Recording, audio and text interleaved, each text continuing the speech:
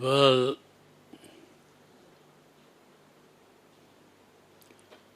one important thing to remember is that you should come at before 6 here, not after 6 o'clock. Because we start the meditation at 6 o'clock. So you have to be here at 5:30 in the morning. That is very important.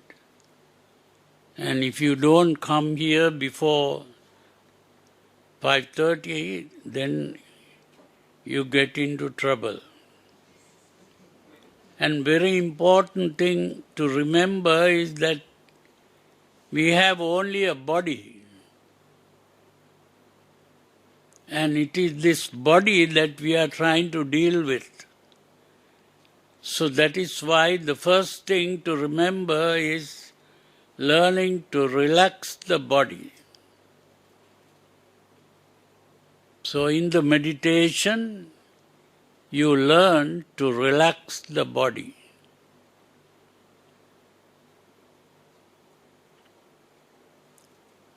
What we call the mind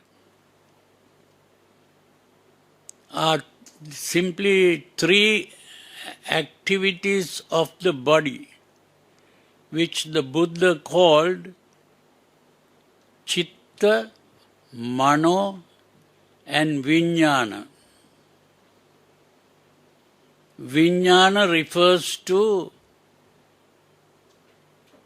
the activities of the five senses. We have five senses.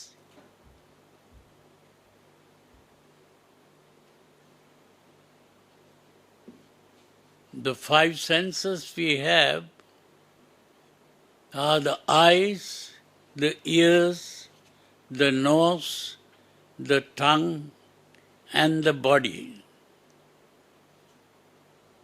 Five senses. These five senses are activated by various things happening in the environment.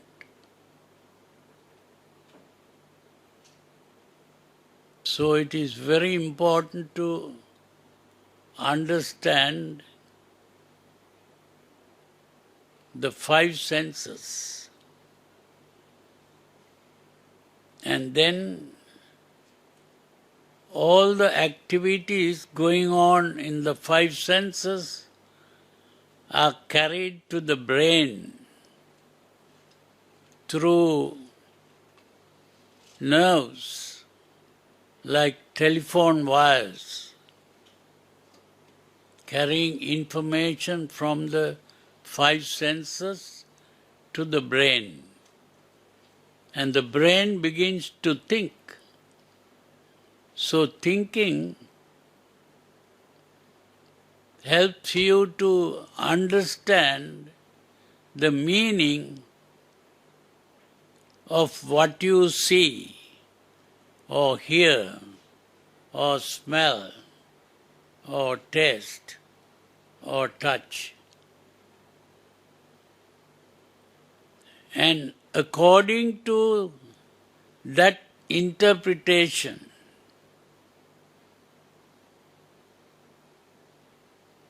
you begin to react emotionally to what you see, what you hear, what you smell, what you taste, what you touch. That emotional reaction is a disturbance of the whole body.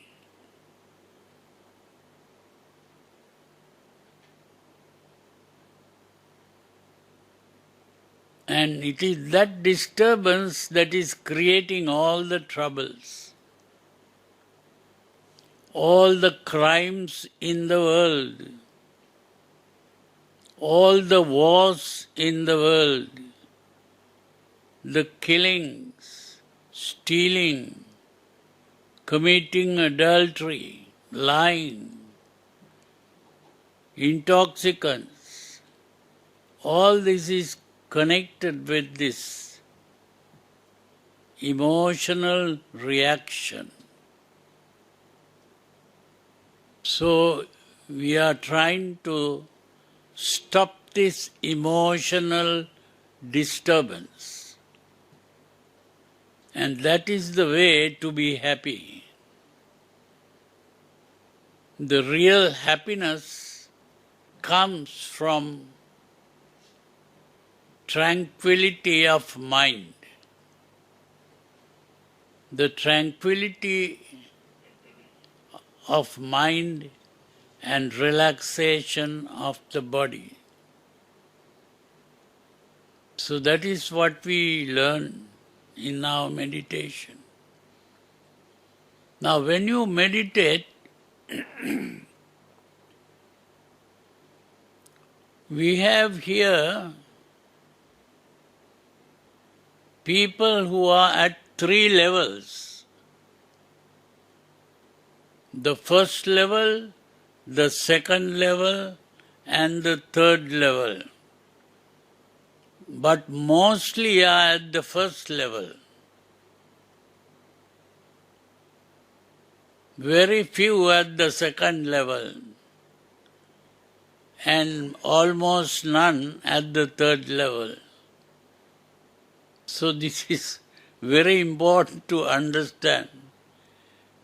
And at the first level, what we have to do is to learn to stop getting emotionally agitated.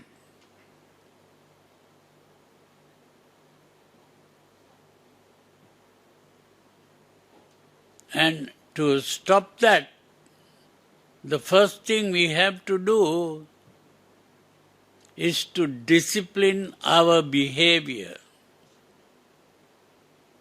That disciplining the behavior is what is called sila. Sila is the discipline of behavior. That is what we mean by taking the precepts. Whether it is the 5 precepts, or the 8 precepts, or the 10 precepts, these are all disciplining behavior.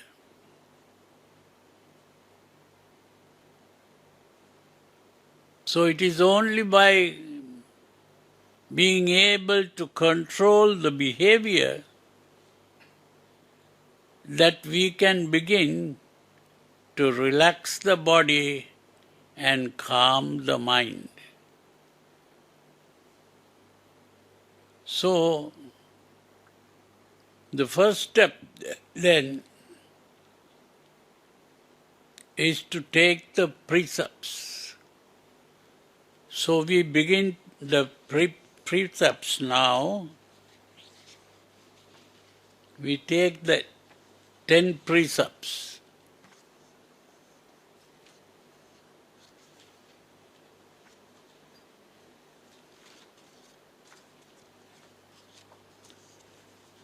Now, if you take this first book,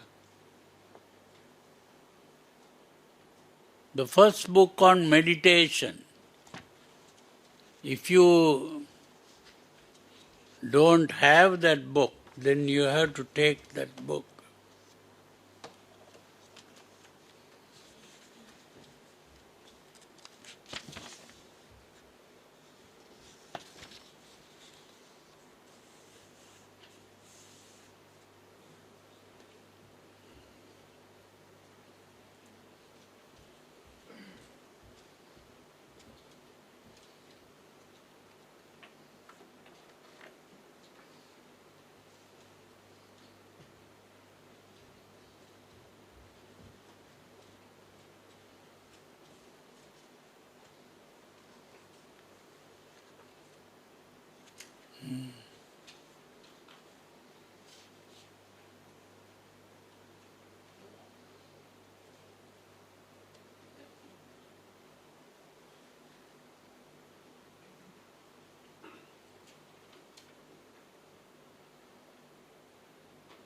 You have to become aware of 5 things called the 5 hindrances.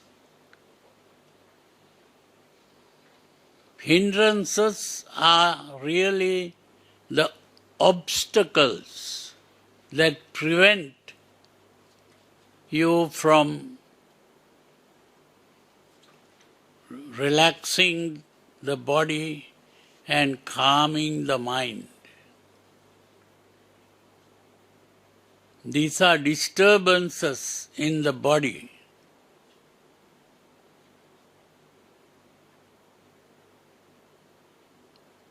The 5 hindrances are all written down in this book. That is, if you want to know the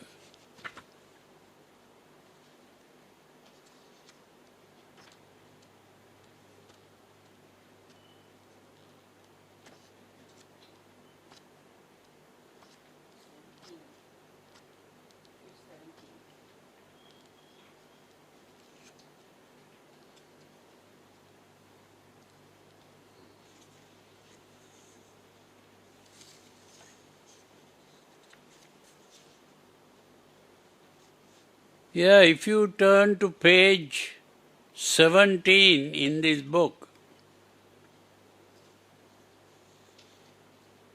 page 17 in this book, the first book, you have the 5 hindrances called Pancha Nivarana. Here it is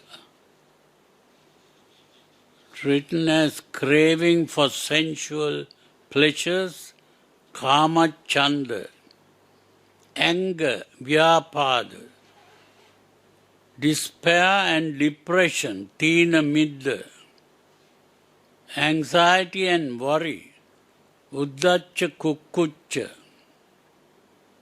vacillation of mind or cognitive dissonance, vichikiccha.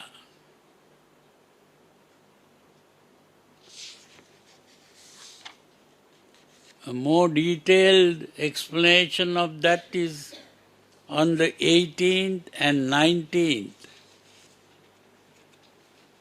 18th, 19th. So it's very important to understand this. And the important thing is, it is when we are emotionally excited by these things that we begin to behave in the wrong way. So the first thing is to stop that behavior. And to stop that behavior, we have to become aware of these hindrances and not act on the hindrances. So we take the 5 precepts, not the 5 precepts, the 10 precepts today. And that is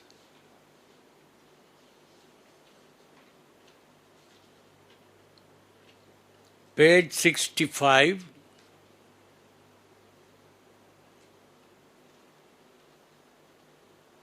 So first we recite Namo Tassa Bhagavato Arahato Samma Sambuddhassa 3 times. Keep your palms together.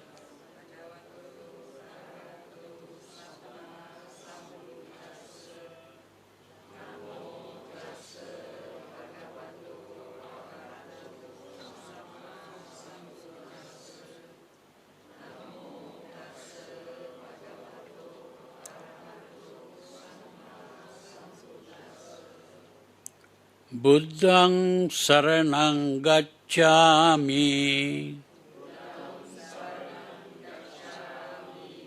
Dhammang saranang gacchami.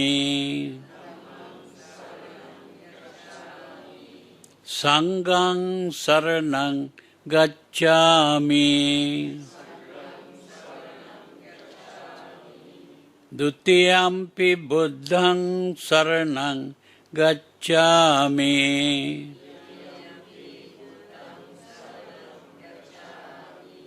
Dutiyampi dhammang saranang gacchami.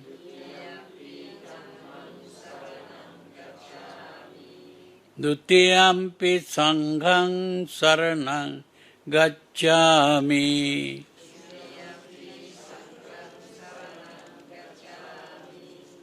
Tatiyampi buddhang saranang gacchami.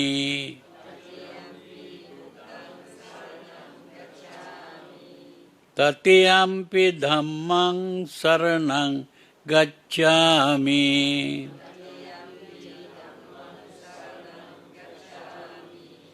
Tatiyampi sanghang saranang gacchami.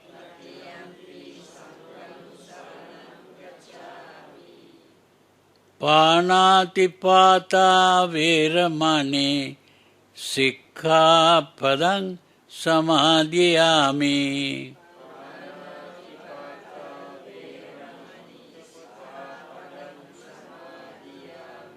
Adinnadana veramani sikkhapadang samadhiyami.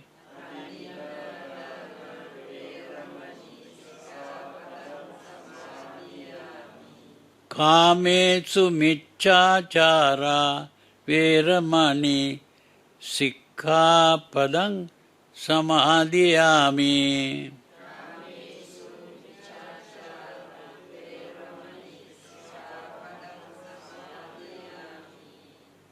Musāvāda veramani sikkhapadang samadhiyami.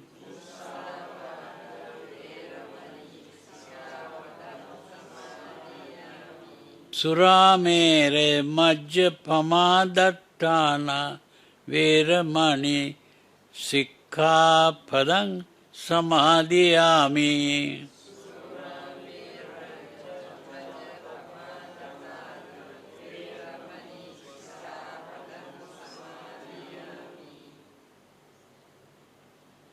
Now we take the 8 precepts. Panatipata veramani sikkhapadang samadhiyami. Oh, we already said that. Oh. Now the 6th one. Vikala bhojana veramani sikkhapadang samadhiyami.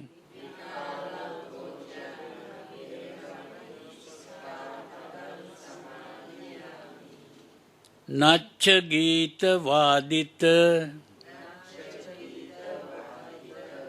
visuka dasana mala gandha vilepana dharana mandana vibhusanattana veramani sikkhapadang samadhiyami.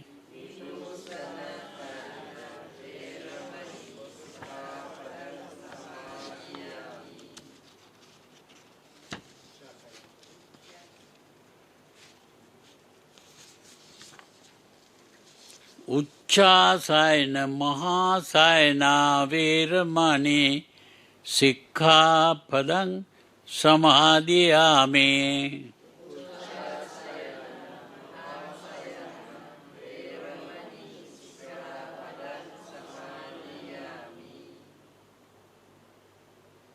These are the 8 precepts, and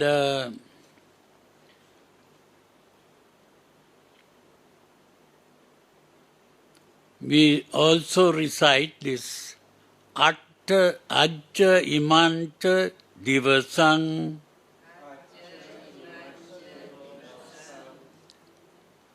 Uposatang uposami ajja imancha divasang uposatang uposami ajja imancha divasang uposatang uposami. Now that statement is very important. Uposatang means living inside. Upa means inside. You are living inside means your attention is focused on what is going on inside you. You are all the time looking at what are the thoughts coming into my mind. What is my emotional state? What kind of feeling do I feel in the body? What is happening to my body? You are all the time becoming aware of your body and your mind. Constantly focusing on what is going on inside you. You are not focusing on what is going on outside you. When you see something, you don't think about what you are seeing. When you hear something, you don't think about what you are hearing. When you smell something, you don't think about what you are smelling. When you taste something, you don't think about what you are tasting. When you touch something, you don't think about what you are touching.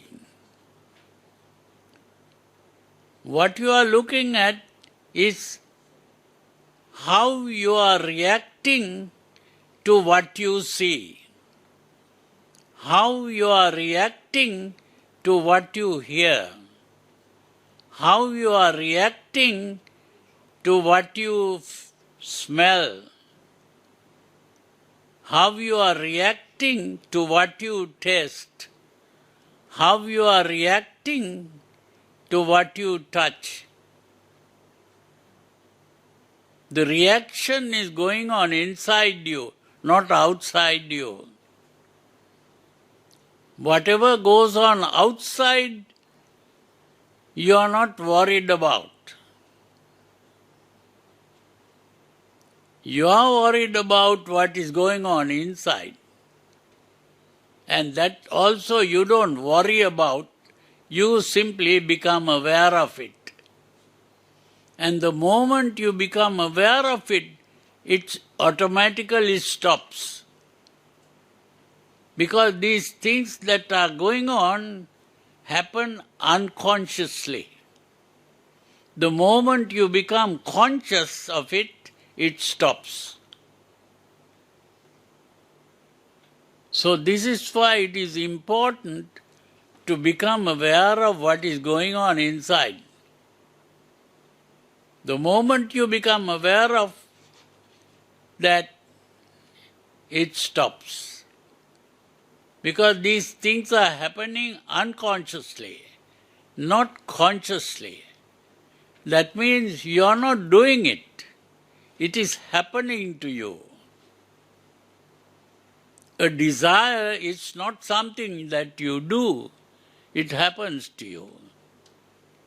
If you become angry, it is not something that you do, it is happening to you. If you become frightened, that is not something that you do, it is happening to you. It is happening when certain conditions are present. And what is present is outside you. When something happens outside,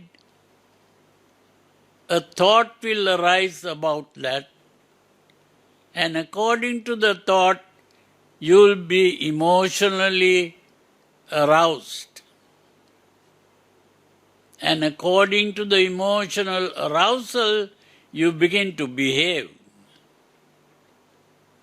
So what you are trying to do is to become aware of that.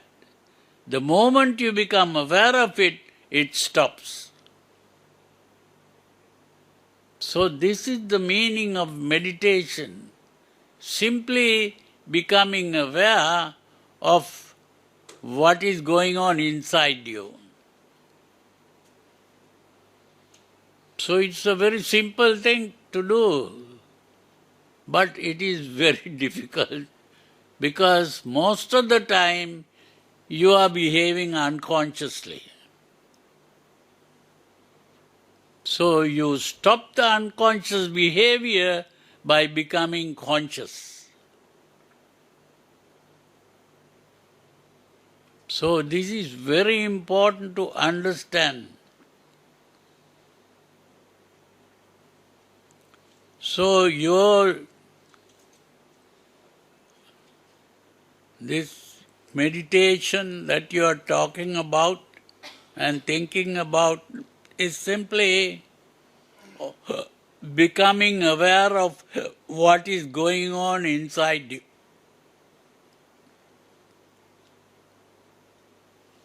And if you become aware of what is going on inside you, your mind will stay calm, your body will be relaxed. And when the mind is calm and the body is relaxed, you feel happy. That happiness is not an emotional agitation. It is a state of tranquility of mind.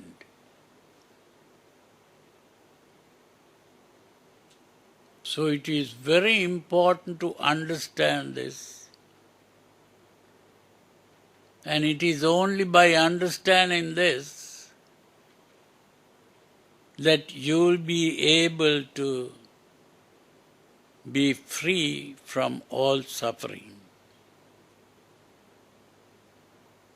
So when you finish this period of meditation, you will have been learning how to be happy.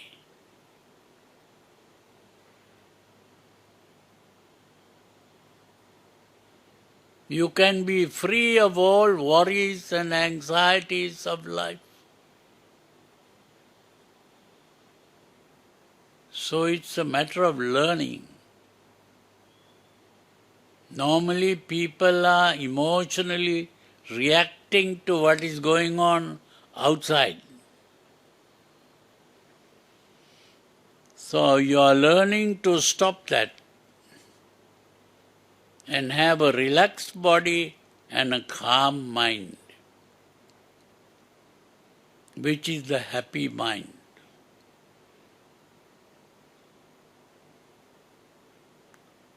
So now you do this in two ways. One is sitting and the other is walking.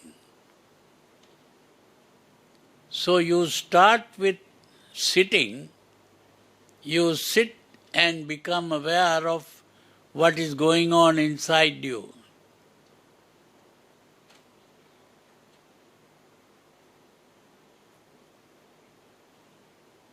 And when you are tired of sitting, you can begin to walk. So when you walk, you can go outside and walk also. But when you are outside, you have to remember you are not thinking about what you see, Not thinking about what you hear, not thinking about what you smell, not thinking about what you taste, not thinking about what you touch.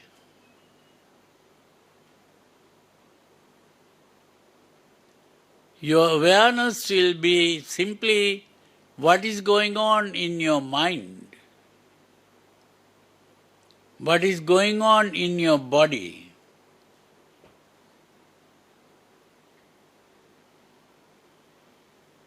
So that is the important thing. So I hope you will understand this. And now you sit and watch what is going on inside you. Keep your back straight. Always keep your back straight, whether you are sitting or whether you are walking. Keep your back straight.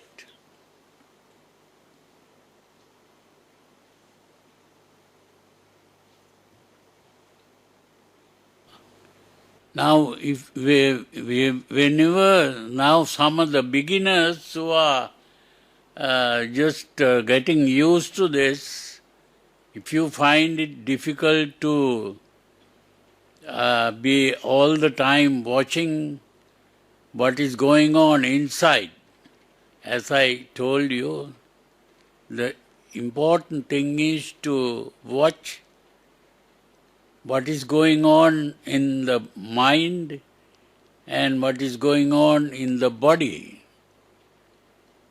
And if you have any difficulty, you could use your time to read this book.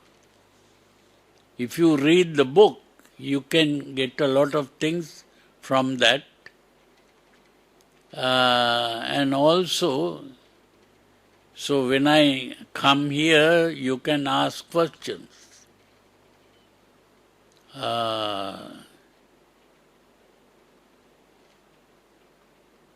But the others who are used to this can continue watching. The important thing is not to be thinking about what is going on outside. Even the memories that come to your mind, you throw it away. Whether it is coming from the past or it can come connected with the future. So the past, present and future, whatever is going on outside is not important. The important thing is what is going on inside, which is your reaction to what is going on outside. So it is that reaction that has to be stopped. And it is stopped the moment you become aware of it, it is stopped. Because the reactions go on unconsciously. So the moment you become conscious, it stops. So it's very easy to do when you know what you are doing.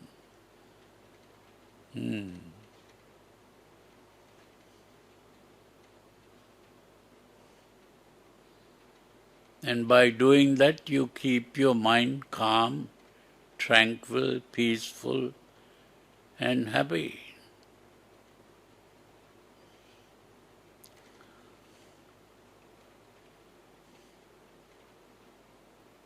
So if you don't have any problems, you continue in this way.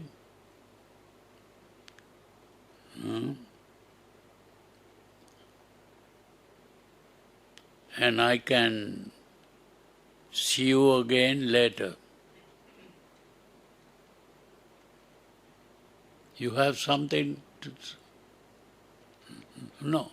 Huh? Yeah? I don't hear anything that you're saying. Come to the front, sister.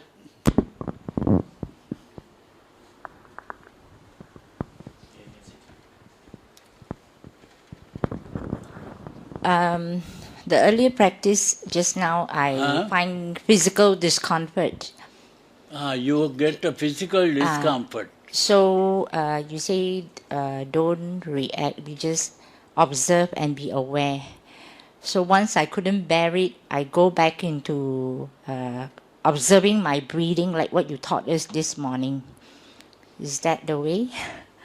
I'll just go back into my abdominal breathing. At least I can relax my The body. important thing is when you get a physical discomfort, you must watch how you react to that. Because that is the important thing. When there is something uncomfortable, you can watch how you react to that. Do you get angry about it? Or did you become emotionally agitated about it? Did something happen to your body? That is what you have to look at. Yeah, I watched and I realized that I have been moving a lot, changing my position here, there. So, and then I realized that is that the way it should be, or I've been moving too much, or should I react by moving the way I position my sitting? Then I changed it to going back to my breathing to relax my body. No, that is good. So you were looking at how you reacted to that. Yeah. And you can move your body if necessary, or if you can just remain, after some time you find that your body relaxes and the pain disappears. That also you can notice. So you have to look at it and find out what is happening. Before breakfast, it was kind of unbearable. After breakfast, I mean the first stage before breakfast, that was where I moved a lot. Yeah, then I have my meal and I come back. I think the tolerance level is much more, so I can. Yeah, the important thing is to find out how you react to it. So it doesn't matter you are changing the posture or anything like that. But be aware of it. That's the main thing. Yeah. Thank you. Okay.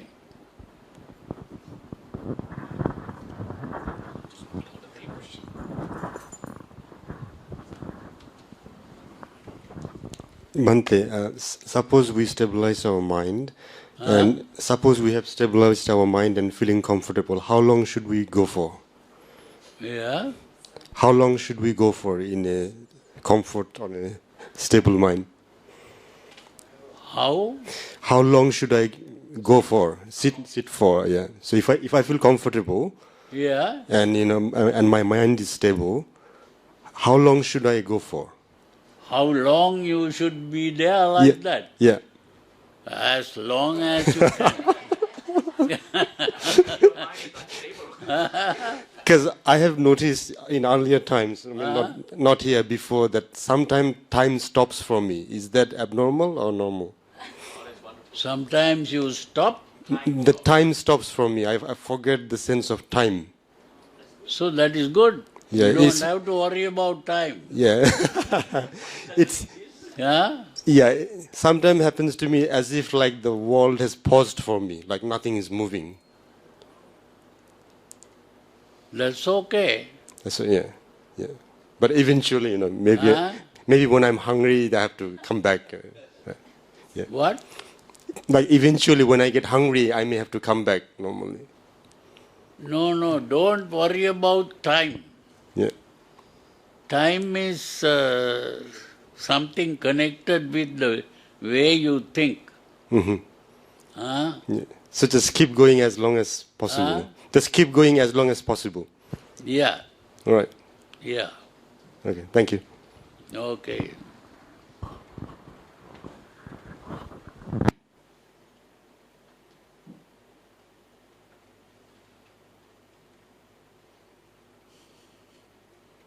So the important thing is to be aware of what is going on inside. That's the main thing.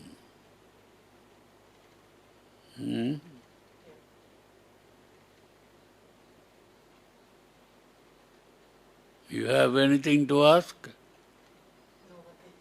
Ah. Huh? Any preference for What? for being awareness? For example, there are some cases maybe some places maybe much more predominant the pain. So do we have any selection, or we just be aware whatever kind of situation in our body? Yeah. Be aware of whatever happens.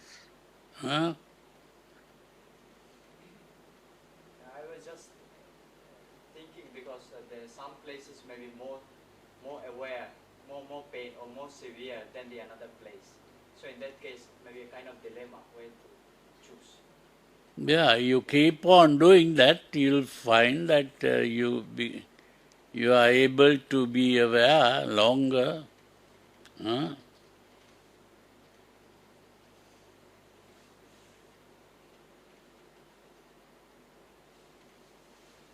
So you keep on doing that. That's okay. When you are tired of sitting, you begin to walk. Huh? And if you are tired of both sitting and walking, then you begin to read the book. Huh?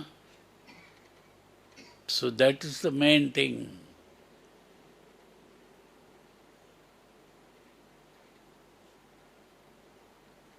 Okay, so I will come again later. Huh?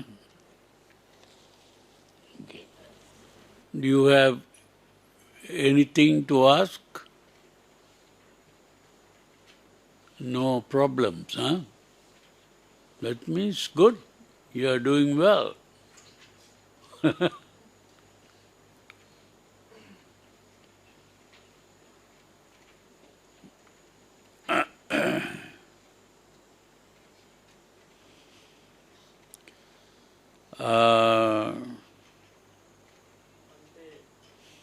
Yeah? You have a question? Okay. I cannot understand that the difference or exact definition of perception, cognition, inference, and affection. I mean, vijnana, mano, chitta. Huh? The difference between these terms. What is Difference between perception and conception, cognition, affection, and inference. Yeah. Well, partly you have to learn a little more English, that's all. These are English words that have different meanings. Perception means using your senses. Seeing is perception. Hearing is perception. When you see something, what do you see? Huh? Can you tell me, when you see something, what is it that you see?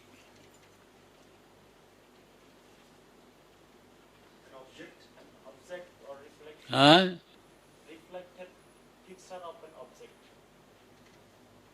Now you just said reflected picture of an object. That's what you said. Huh? Now you have two words here, picture and object. But are you seeing an object or are you seeing a picture?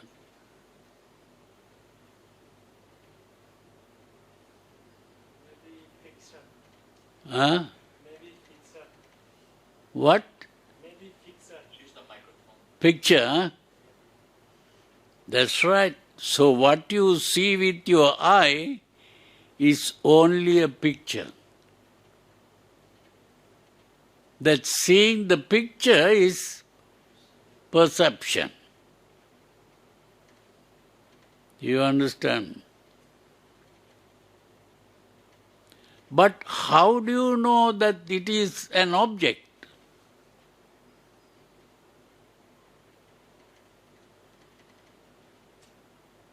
If you saw only a picture, then how do you get into this idea of object?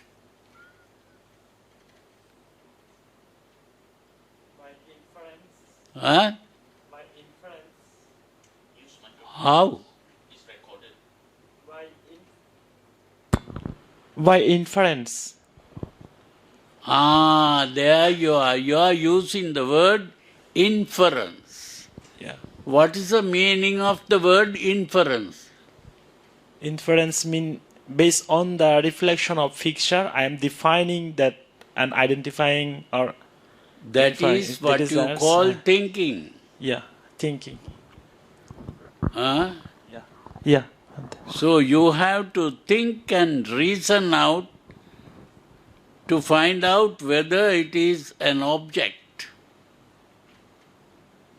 That means more than just seeing the picture, you are also doing some thinking. Can you do the thinking with the eye? No. So the thinking is done with the mind. Yes. You understand? Yes, Bhante. That thinking part is what is called conception. So there is perception with the eye, that is seeing a picture, and then the thinking is the conception. And once you have been doing both the thinking and the seeing, you come to the conclusion there is an object. That is what is called cognition. Cognition. You understand? Yes. Cognition means you have seen an object. That means you have created an object there by your thinking. You understand? Yes, Bhante. So, but what is an object? Object. Why do you say it is an object? It's an conclusion based on perception and then conception. Yes, but why do you call it an object?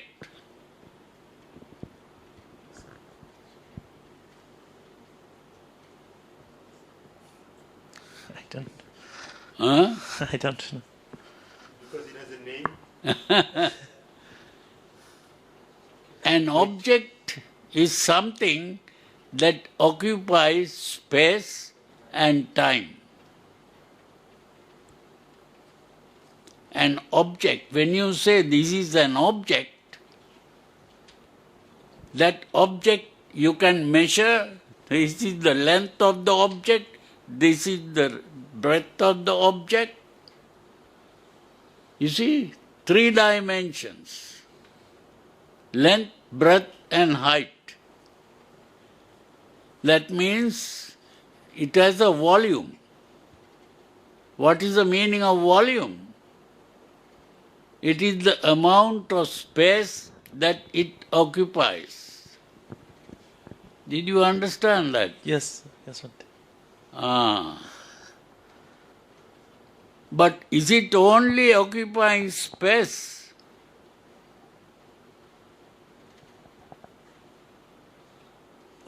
Time also. Ah, it occupies time. What does that mean? Time and space. It appears moving. Huh? It appears moving. What? It appears moving. It is moving. No, if it is not moving, you say it is not moving, then is it occupying time? Now here, there is a thing here which you can measure as height and length, and you can say how much space it occupies. But is it occupying time?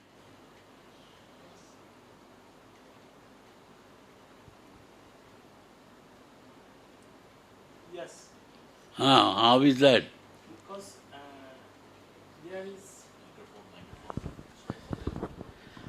Because there is an invisible motion, motion of particles of the object.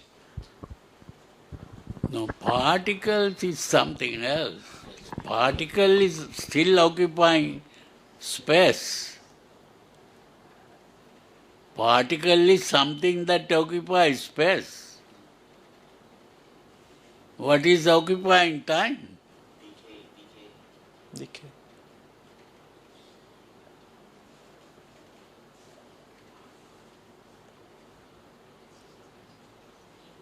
Impermanence or changing, Huh? changing or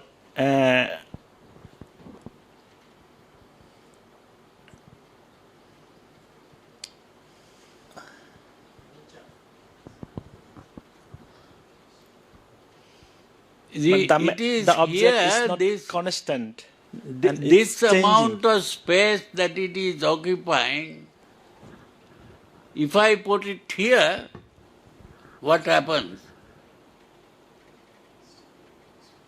Change this position.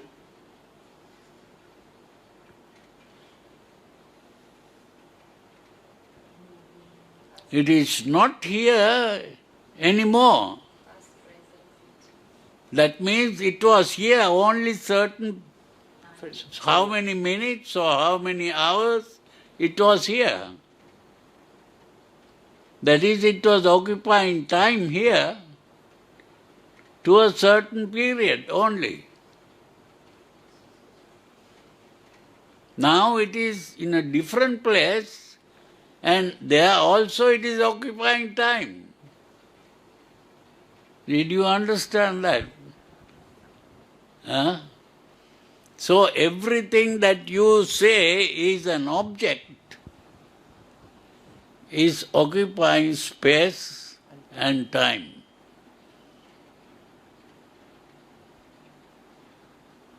So when you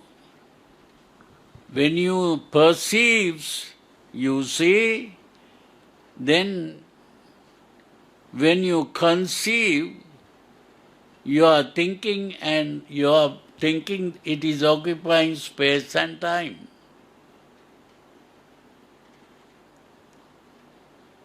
That is cognition.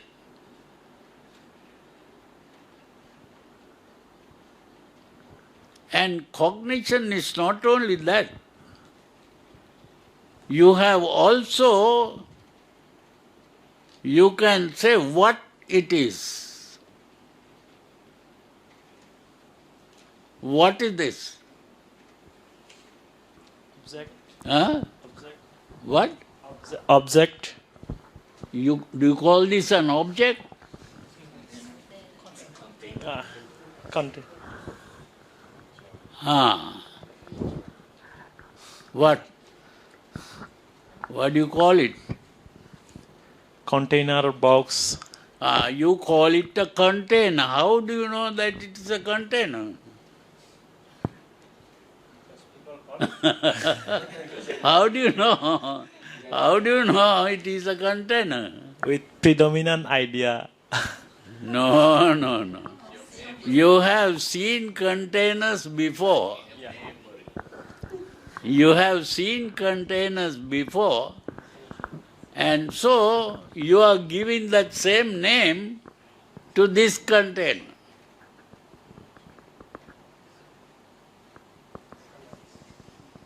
So that means you have a memory. You have a memory. You remember seeing something like that before.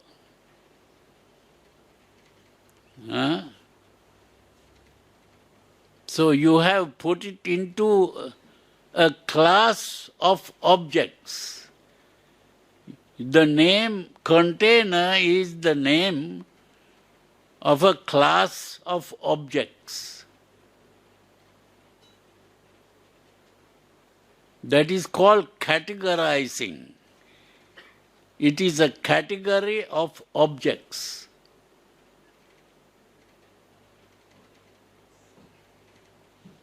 And if you see an animal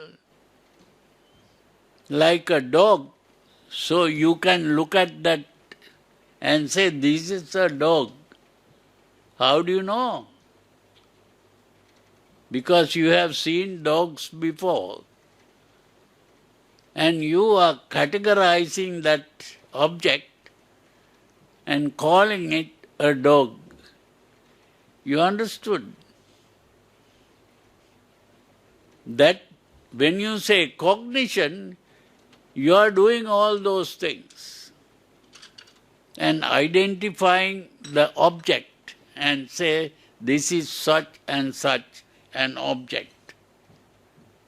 Did you understand that? So that is the meaning of cognition. In the cognition, you have what is called recognition.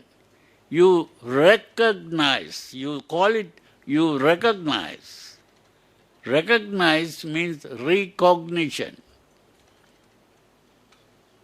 That is, you put it into a class, a category.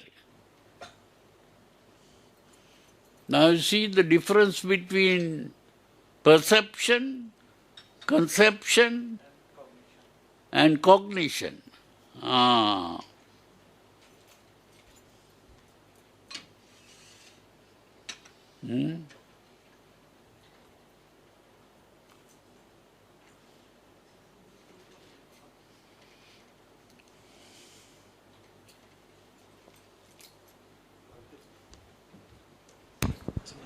Bhante, is the word cognition in Pali? Do we call it papancha?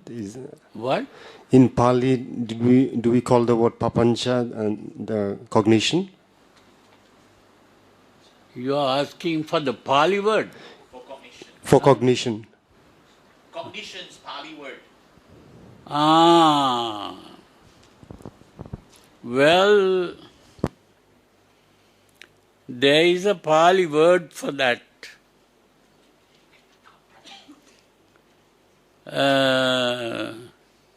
You are not aware of that, huh? That is called phassa. There is a word called phassa. Have you heard of that word? What is the meaning of phassa? That's normally contact. Huh? There's a contact between the That is a mistake. People use the word contact for phassa. That is wrong. Phassa is cognition, not contact. Bhante, Huh? what is papancha then? Huh? What is papancha? What is Papancha. What is the meaning of the Pali word papancha? Pabbaja? No, Papancha. Papancha? Yeah. Ah, well, that is also a very important word. That is also badly translated by people.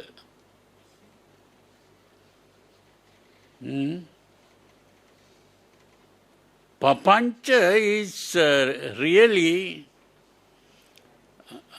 identification.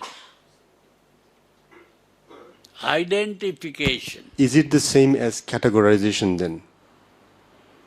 That is right. It is by categorizing that you identify. Yeah. That is the meaning of papancha sanya sankha. Sankha is category. How do you spell it? How do you spell Sankha?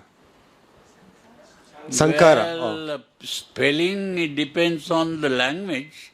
if you use English Yeah. letters, Yeah. then Sankha is S-A-N-K-A. Okay. So it's not Sankara then. It's Sankha. It's the root word of Sankara. Is that No. Sankara is different. Sankara has nothing Yeah. to do with Yeah. Sankara is Sankha. construction. Yeah. Yeah. Yeah. You see, Sankara comes from the Sanskrit Sanskara. Right. And Sankha comes from the Sanskrit Sankhya. That's number, right, Bhante? Huh? Sankhya is number. Sankhya is not number, no. Or No. Sankhya is a category. okay. Yeah. Sankha. Papancha sanya sankha. It is by putting it into a category that you begin to identify. Bhante, what is the meaning of sanya? What is the meaning of sanya in that case? Sanya. Sanya Yeah. is now in the process of perception, we have Vedana and Sanya. Vedana is your feeling. Yep.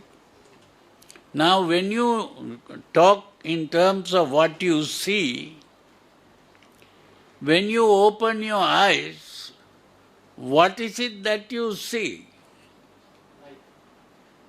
We see the object. Right? First, you have to understand, if you don't have light, can you see? No. You have your eyes, but there is no light. Can you see? No. You can't. Then what is light? It's a form of energy. Huh? It's a form of energy. Okay. It's some kind of energy coming from outside to the eye. That's correct. Huh? And that energy, do you know that energy that is coming, it is coming in the form of Waves. waves. Waves. That's right. And those waves have what is called a frequency. That is correct. So there are waves coming with different frequencies. And in the eye, there are nerve endings that can detect those frequencies. And when they detect a frequency, what do they see? Light, different colors. Huh? Different colors of light. There you are. You know it. In other words, when you open your eyes, what you see is color. That's correct. That color is what is called sanya. Right. Okay. So You understand? now I understand. So so the nerve translates that color into an image in the brain. Nerves will translate. The nerves will carry those signals, the color signals in the brain, and combine to an image. Nerves. It creates the image. The image that you see is created by the colors Right. that you see. Right. Bhante. That creation part is sankhara. Sankara. Okay. You understand? Now I understand. Yeah. So you said papancha sanya sanka. Yeah.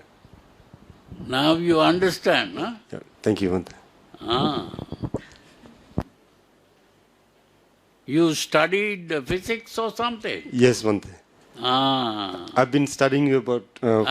I've been studying you and Bilitan, Brother Bilitan, for about 6 years, Bhante. Yeah.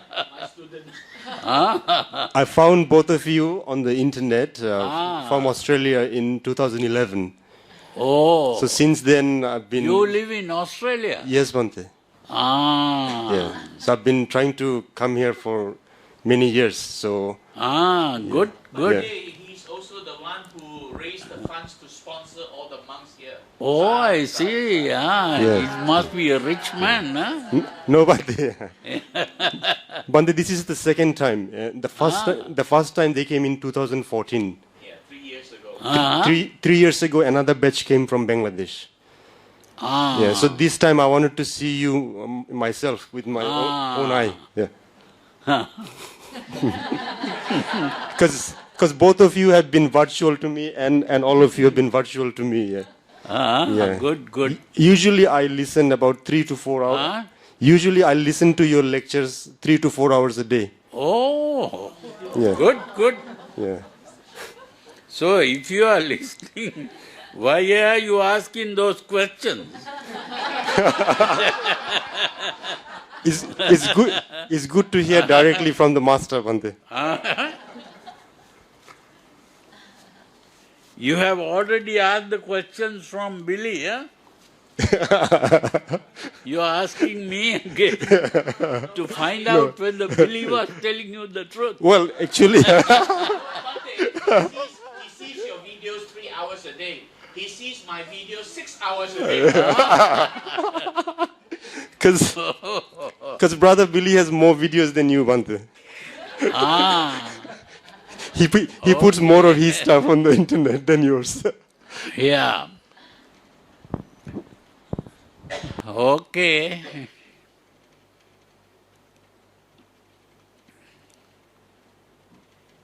Well, any other problems? But there's something, like you translated for the Vijnana, then Mano and Chitta. Yeah. Though they mean like an exclusive meaning, because in some cases we can find a different meaning, depend on the context. In the Sutta Pitaka, so Mano will say one meaning, in another context, sometimes it says different meaning.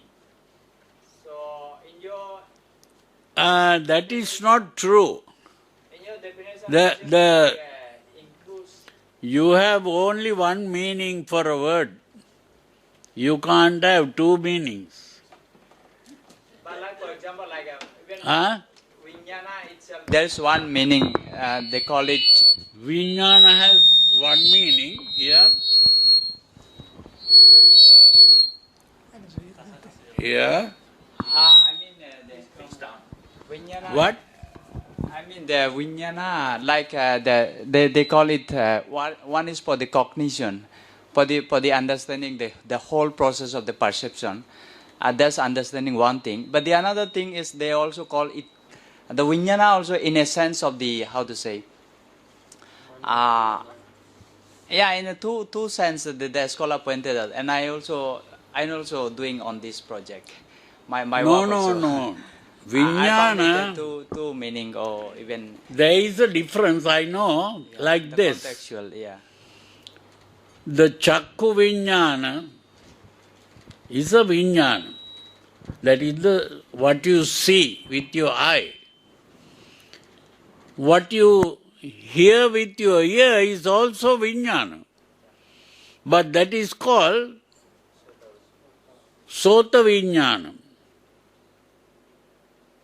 What you smell with your nose is also Vijnana.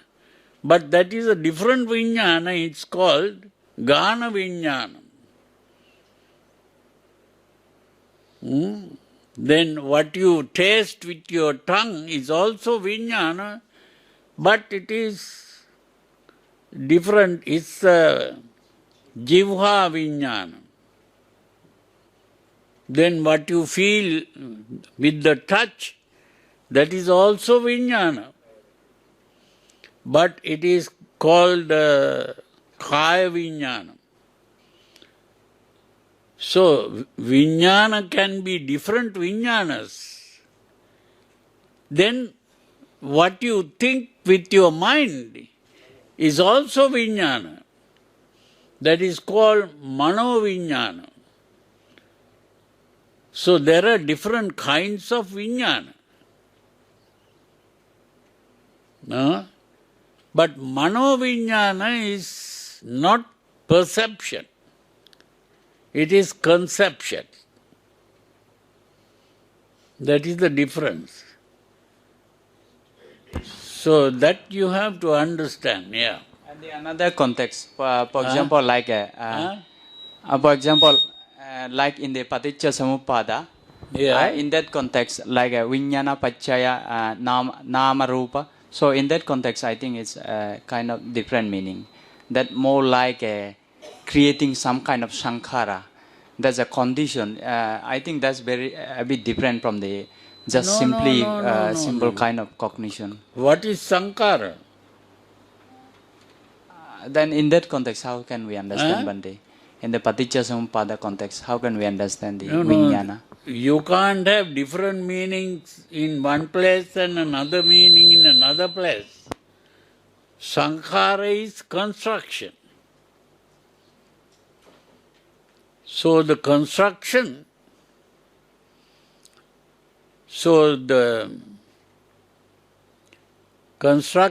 creates the Vijnana.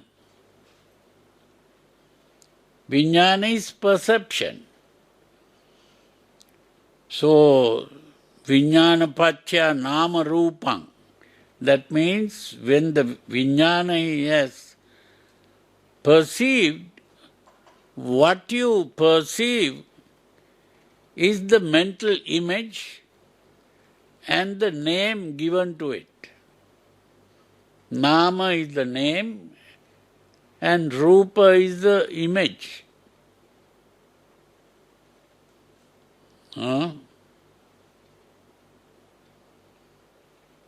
That is how you have to understand it.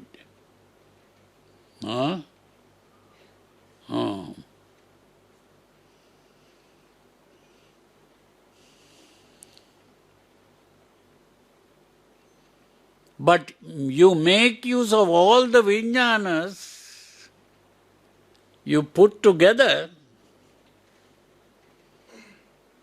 then it becomes the 6 Vijnanas. Because if you are using only your senses, you have only 5 Vijnanas. But when you add the thinking part to it, 6 Vijnanas. So the 6 Vijnanas, you have, that is called Salayatana. Salayatana refers to the 6 Vijnanas which you put together.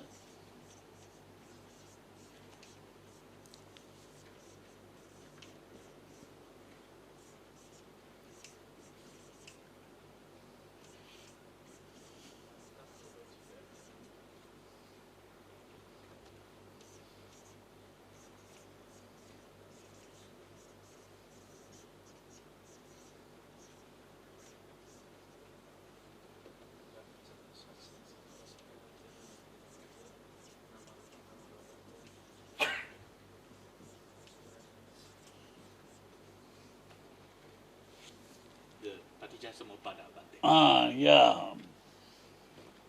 So from there now, the Nama Rupa is simply the name and the mental image. And then when you put all the Vijnanas together, that is the Salayatana. And when you put all the things together, then there is what is called cognition. Salayatana Pacha Passo. The Passa is the cognition. And it is in the cognition that you see objects. You are not seeing images anymore. Now you are thinking of an object that occupies space and time. And not only that, it occupies space and time. That is also called existence.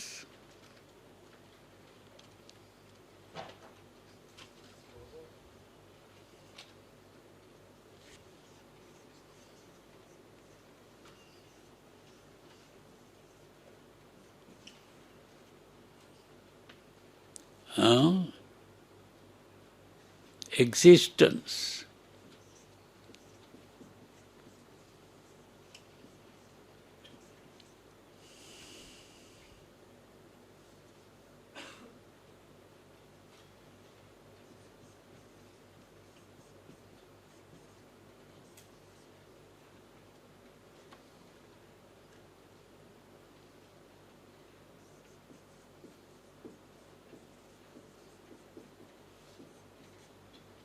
Is that not the Huh?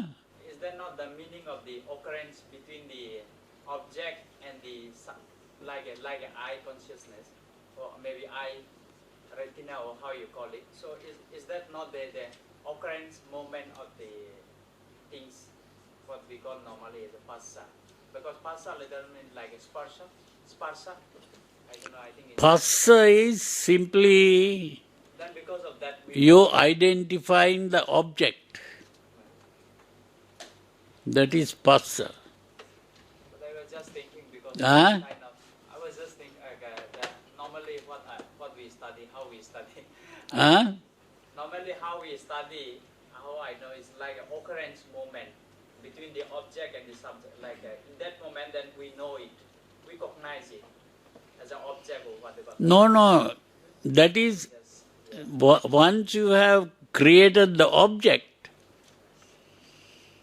you have not only created an object, you have created an object that exists. That means it is existing. You understand? But what is existing is an object.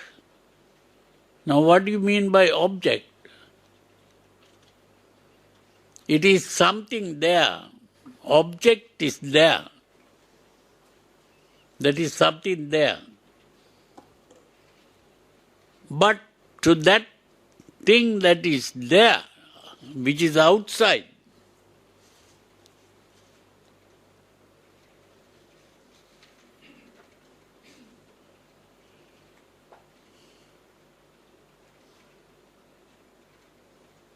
when you speak of something, object is always outside there. But then you begin to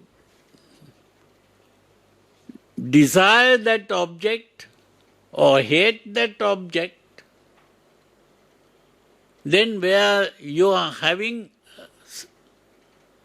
something coming from inside.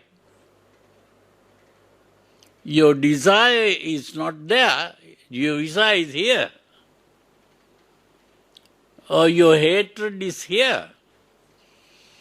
So the moment you react to that object, you have something here which you call subject. So you are creating a subject and an object. First you had only the object, but by reacting to it, you have created something subject. And even if you talk about the seeing is something subject. What you see is an object. The seeing is something inside which is subjective. So you are creating an experience which is partly subjective, partly objective. So you are dividing the experience into two, subject and object. That is what is called the dichotomy. We use that word dichotomy to talk about the division of that experience into a subject and an object.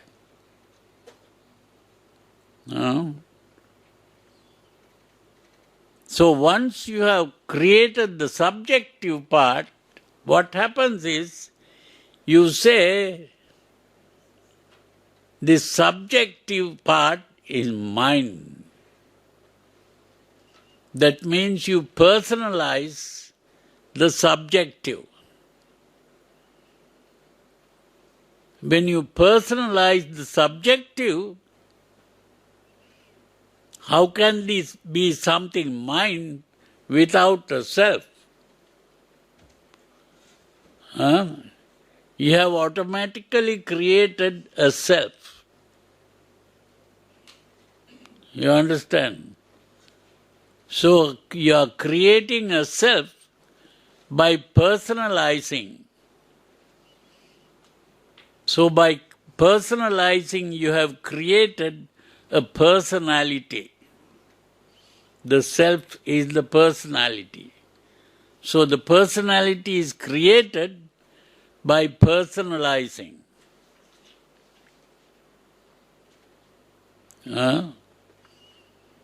So once you have created the personality, it is only an idea. But the personality must be a living personality, existing personality. What is an existing personality? It has to occupy space and time. So what is the personality that occupies space and time? The only personality that can occupy space and time is the body. So we have created a body. But the body that you have seen is really a combination of that process of perception. That is the Rupa, Vedana, Sanya, Sankhara, Vijnana. But you have that personality is also a made-up thing. But you take it as occupying space and time.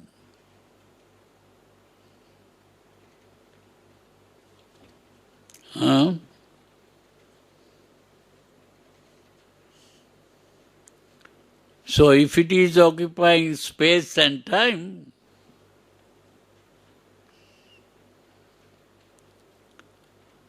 occupying space means it has length, breadth and height.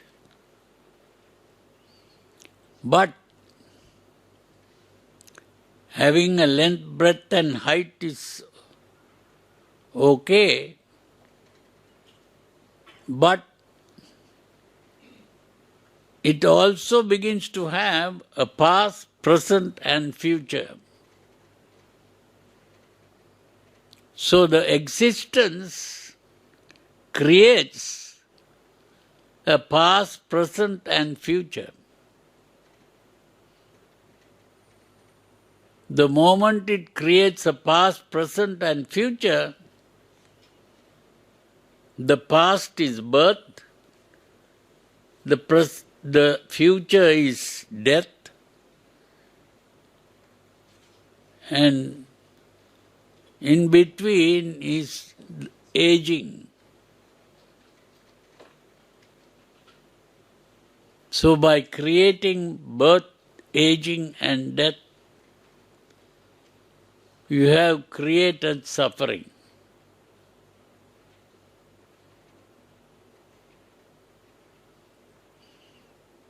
You see, that is the important thing to understand. So that is what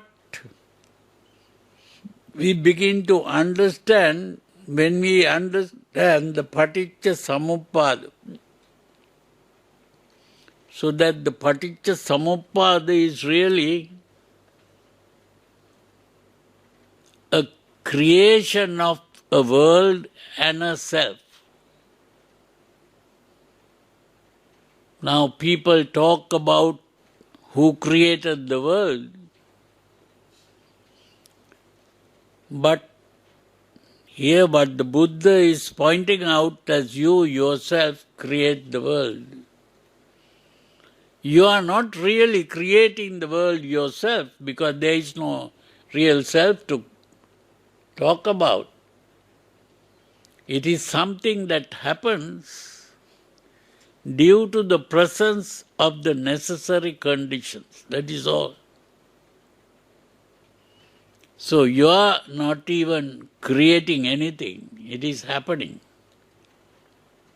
When the conditions are present, it happens. When the conditions are absent, it doesn't happen.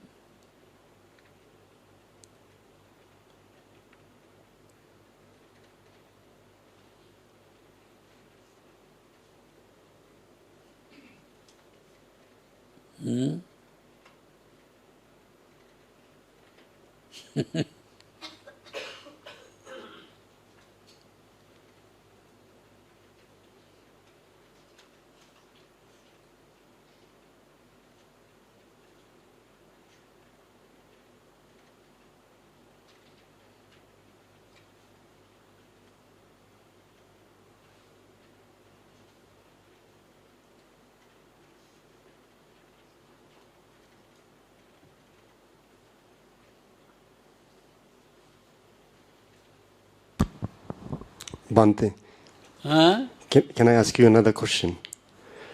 What? Can I ask you another question? Yeah. Is there a way to know that one has, how should I say, achieved or being to the state of first jhana? What? Is there a way to know that someone been Went to to the first jhana? Yes, please. Yes. Oh, yes, yes. So what are the indications? What are the signs? Huh? What are the signs of being into the first jhana? You have to only understand what is meant by the first jhana. But in the diagrams, usually the step diagrams you have. So all the 4 conditions are there.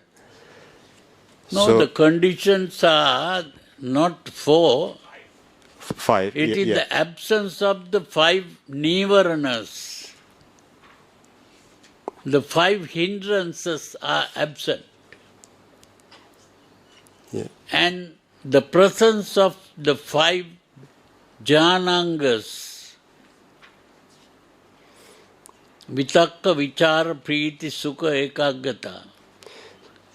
So if we feel that the pancha nivaranas are gone, if we feel that the pancha nivaranas are not present, does it mean that someone is in first jhana already? No, first you have to understand whether the 5 jnanangas are present. How do we do that? No, it's just being aware of the jnanangas, that's all. All 5? Yeah, all 5. And then you slowly release one to move to the next. Oh yeah, yeah. 5 dhyanangas are there in the first jhana. Because sometimes they say that when you say, for example, get rid of What? Sometimes I heard that when you get rid of vitakka vichara, the piti appears automatically. What is the only vitakka vichara? Like, say after first jhana, you want to go to the second jhana, and you get rid of vitakka vichara, Yeah. and then suddenly piti appears. Piti? No. No? Piti is already there. Oh, yeah. So what is the process? That part I'm finding a bit difficult to understand. No, what you have to understand is, first you have to understand what is vitakka vichara. If you don't understand what vitakka vichara is, then you don't understand it. Vitakka vichara means you are asking a question and answering the question. Mm-hmm. If you ask, what is this? That is a question. Mm-hmm. If you say, this is a glass of water or whatever, that is the answer. Okay, so vichara is the question, vitakka is the answer. And that is what is called forming a concept. Mm-hmm. That is conceptual thinking. That forming a concept is there. So that means when say you are in the first jhana, you are aware this is breathing in, this is breathing out. So you are aware of that. That is forming a concept. So in first jhana, the concept exists then? Yeah, concept is there. Okay. But not the bad concept. Bad concept is the pancha nivarana. Okay. Yeah. So when you are not asking question and not getting an answer, does it mean that you're in the state of piti? No. In the second jhana, that conceptual thinking stops. That means you don't ask the question, what is this? And you don't answer the question, this is a glass of water. Do we have to do it forcibly, or it will happen? Do we have to do that forcibly, or it just happens? Do we have to what? Do we have to forcibly tell our brain that stop asking question and stop getting answer? No. That is the wrong thing. Yeah. No. So over time it will just stop asking and stop question? No. You have to understand that what you are doing is not a doing. Okay, yeah. What does that mean? I'm not here. So what you are doing is to stop doing. Yeah. So, but are you thinking? If you are thinking and asking questions and answering questions, that is a doing. Okay. So you stop doing that. So from second jhana, there is no thinking then? There is no thinking in the second jhana. That's very good. Okay, thank you. That's what I wanted to hear. Yeah. So thinking stops in second. All right. In the second jhana. Yeah, and then you start to feel like bodily comfort. Yeah. Okay. So and after a while, that bodily comfort goes, and you are into the state of sukha. Yeah. Sukha is you are feeling happy, but you are not thinking. Yeah. But you have stopped thinking while already in piti, right? Huh? You have already stopped thinking already in piti. Yeah. So these two are purely more sort of... It's just a feeling, yeah. More sort of physiological in the brain. Yeah. Yeah. So in ekaggata, that means, the unity with the universe or unity with the mind. Yeah. Can you explain a little bit No. You don't have to worry about that. Ekaggata simply means that the mind is not divided into two. Okay. It's the unity of mind. What are the two things that... What are the two things usually it's not trying to divide into then? The mind is divided into two means the chitta and mano. Does it mean that... Chitta is the emotional part. And mano is the thinking part. Mano is the thinking part. The emotional part says, I want this. The thinking part says, no, don't go after that. So when they unite, does it mean chitta disappears, only mano exists? Now you know about the pancha nivarana. The kamachanda, biyapada. Yeah, I that know. ultimate one is vichikiccha. Yeah. Vichikiccha is the mind divided into two. Right. Now when the vichikiccha disappears, the mind is united. Ekaggata is there. Does it mean only mano exists? Huh? Does it mean only mano exists and chitta is gone? Yeah, the chitta is a disturbance. So it is a state of calm, and the mano part is the thinking part. Bhante, you said the pancha nivaranas are a precondition. You said the pancha nivaranas are a precondition for the first jhana. No? Getting rid of it is a precondition. Getting rid of it.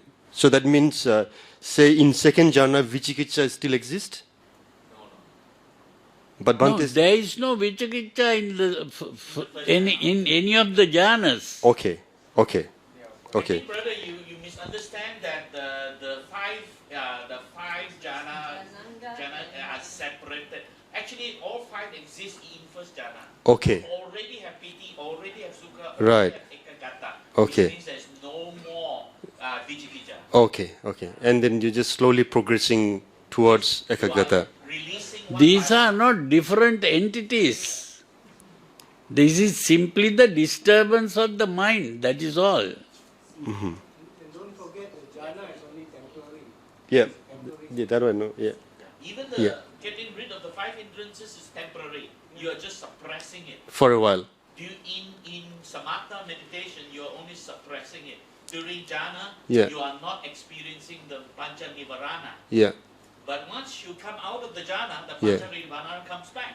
Yeah. So, say, for example, an enlightened person, is he on fourth jhana all the time?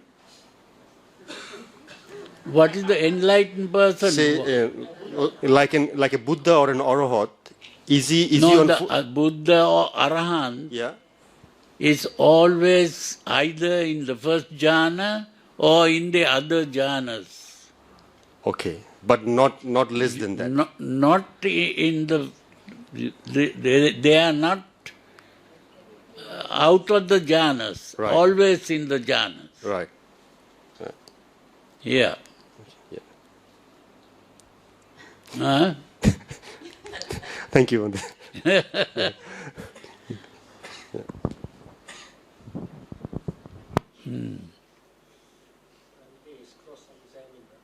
Huh? You are cross-examined. What's that? You are cross-examined. Cross-examine, yeah. No, that's good, yeah. Bhante, today is only the first. Huh? Today is only the first day. You have another 8 days to endure me.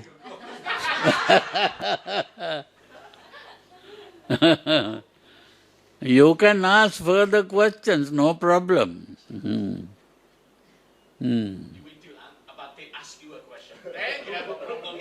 Yeah, yeah.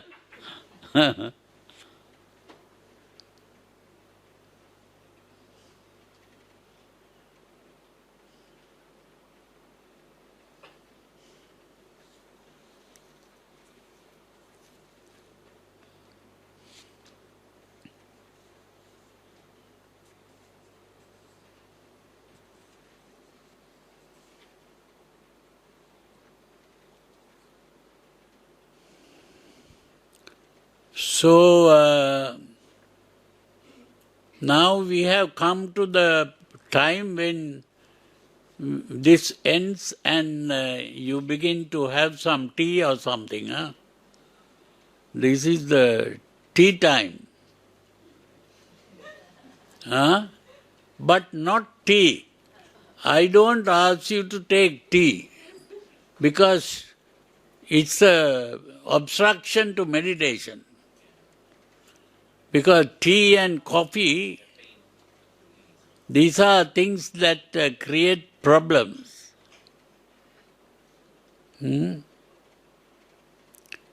So you can take water or maybe juice or something like that, but not tea and coffee.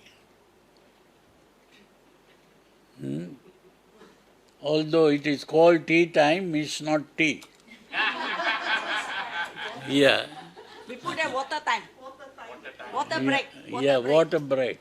That means I can go to toilet, they can also drink. Yeah, yeah. So you drink your son. Oh, this is what? Water. Yeah, it's water. Very dirty looking water.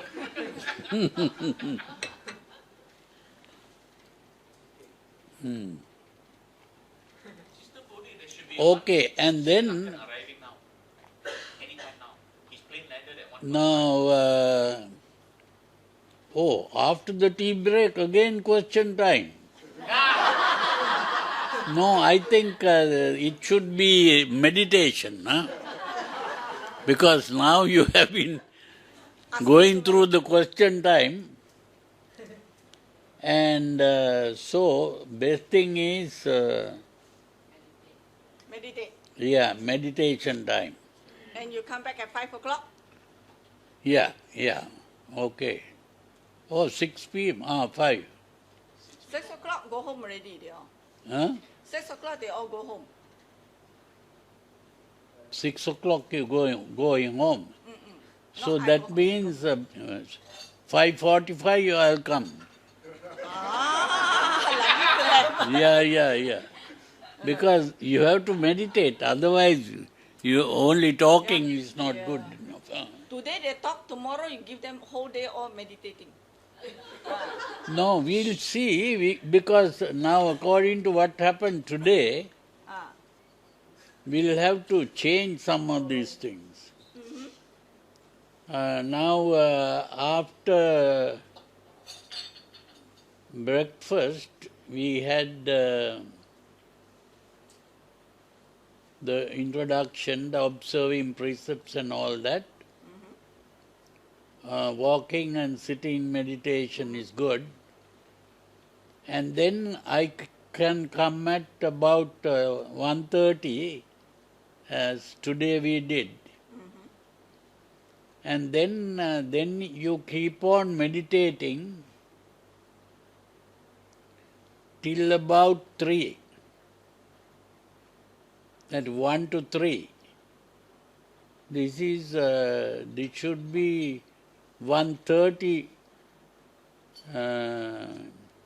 I think it's okay. Yeah. You can just come in. When you want to start the class, you just start. Because Yeah. they are all supposed to be here. So Yeah, you yeah. can catch them if they are playing truant. Yeah. Catch them sleeping. That will be better. Okay.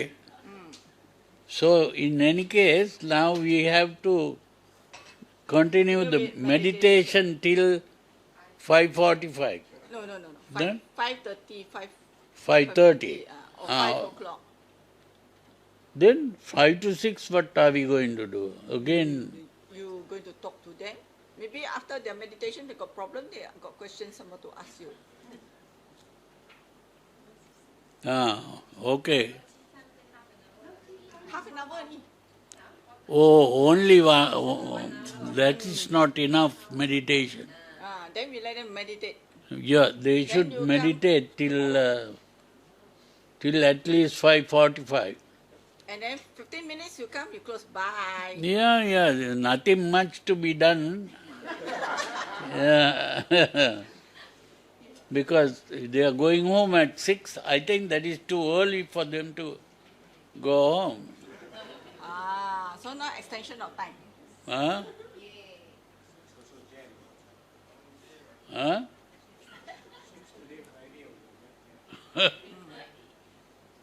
So, anyway, we have a Dhamma talk on at 8 o'clock. Yeah. At this place here. Staying back.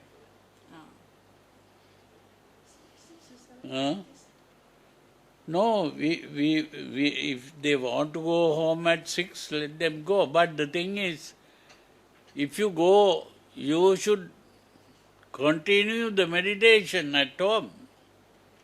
In the traffic going Because if you get into trouble there, get home and go home and start quarreling with people or fighting and doing all kinds of things, then you are spoiling the whole day. That meditation should be maintained. 6 is too early to go, I think. Huh? We are being considerate. We were thinking of you because you're... Think of me? Yes. No, don't worry about me. You need rest. You're not tired, I tired.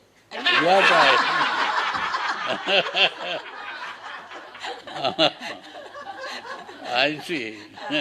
So we must end by 8 o'clock the latest. If not, I cannot. The next morning, I don't think I can wake up at 5 o'clock. Then let them go at 6. Only thing is... those who want to stay back and meditate, they can. Yeah, you can stay back and meditate. And we will make it whatever you like, you can do. After 6. You can stay and meditate if you like. Yeah, for today only lah. Huh? Because the more you meditate, you are benefiting. Otherwise, you go home and you think, now everything over, I can play about, and then it's... or you can watch TV and all kinds of things. That is also bad. That's not going to help.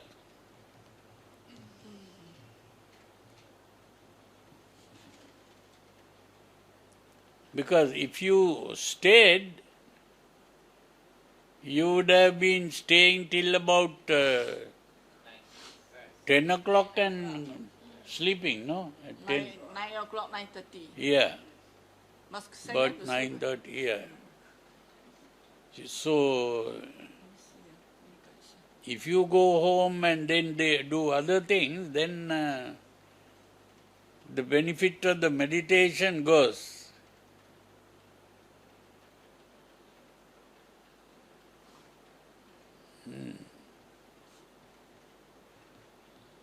Huh? You let them drink the tea after 4:30? Yeah, you drink the tea and think about it.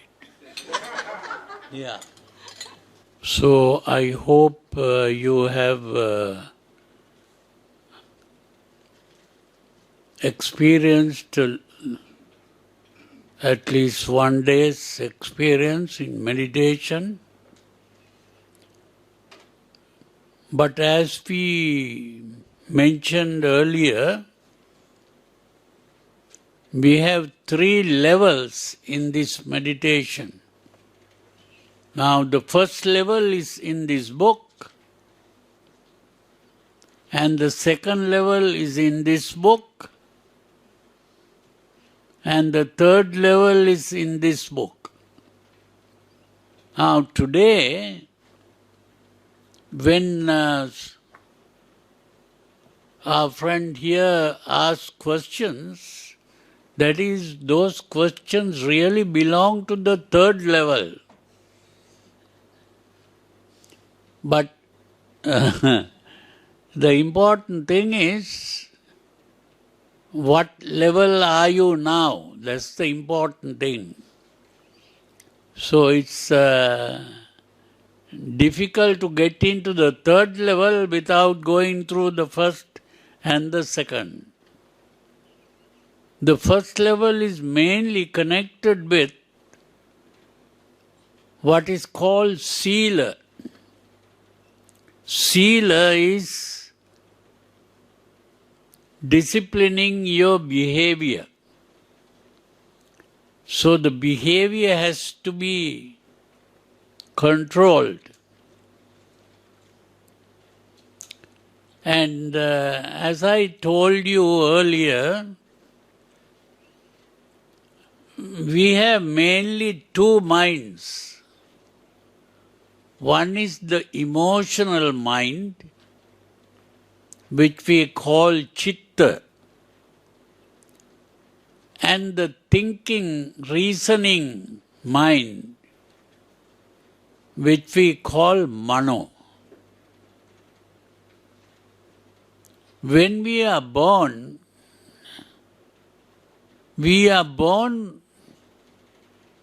mainly with the emotional mind. The thinking mind is not fully developed. And that thinking, the emotional mind is mainly the animal mind. It is the animals that behave emotionally and mostly unconsciously. Emotional mind works unconsciously. Consciousness comes from the thinking mind. And even the thinking mind is not conscious all the time. The thinking mind is greatly unconscious. Only from time to time it becomes conscious.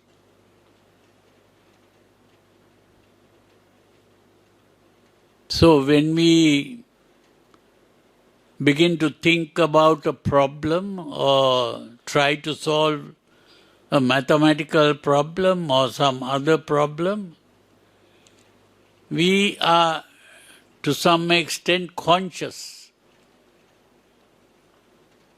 And but most of the time we are just thinking but unconsciously thinking. So this is why it is very important to learn to be conscious. So our meditation is mainly learning to be conscious. So this is why we are conscious of what is going on inside us. Because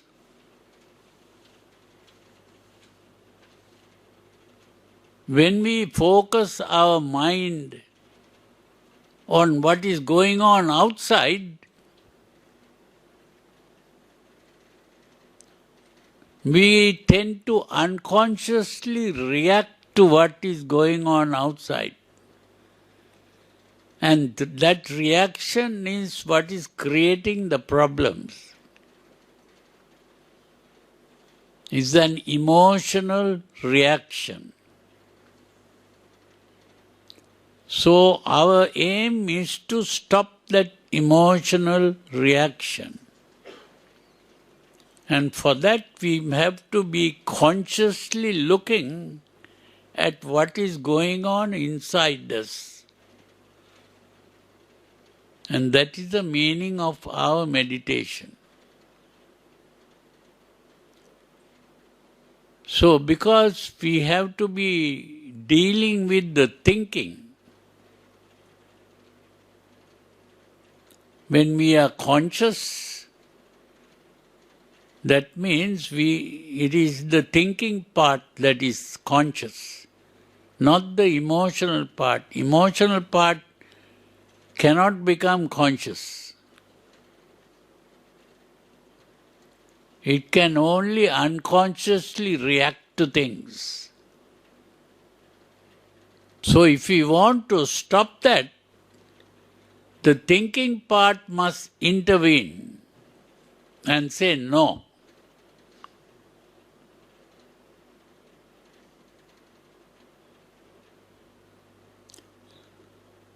So as I said, the emotional part is the animal part.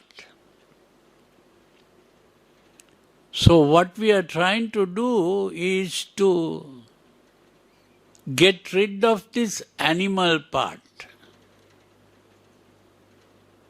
It is only when we get rid of the animal part that we become fully human.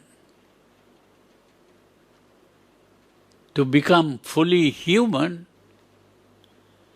is to be free of the emotional reaction. If we are free of emotional reaction, our mind becomes calm and tranquil. The calm, tranquil state is what is called samadhi. So the meditation that we use to gain control over the emotional part by calming the mind, that is called samatha bhavana.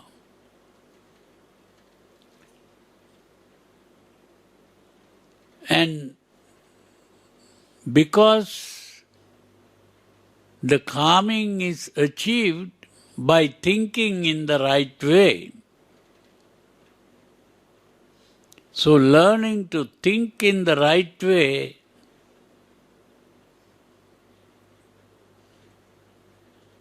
is what is called vipassana bhavana. So the vipassana, although today most people who talk about vipassana bhavana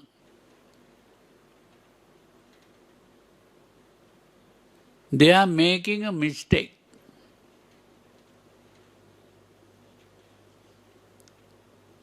They are making a mistake because they have lost the real vipassana bhavana, lost the real method. This is because the real original Buddhism that the Buddha taught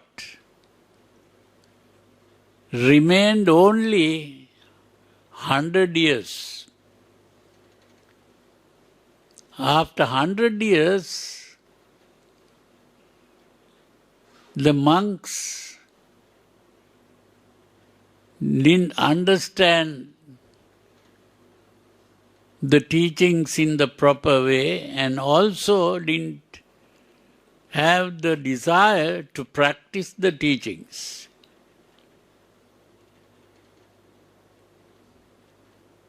So they wanted to change the Vinaya rules. Vinaya rules are the rules for the monks. They wanted to change the rules.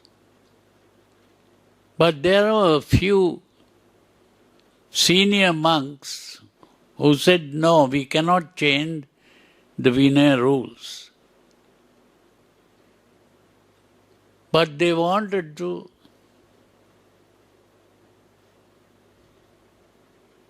change the Vinaya rules, and they said, in that case, we'll take a vote. The Buddha has not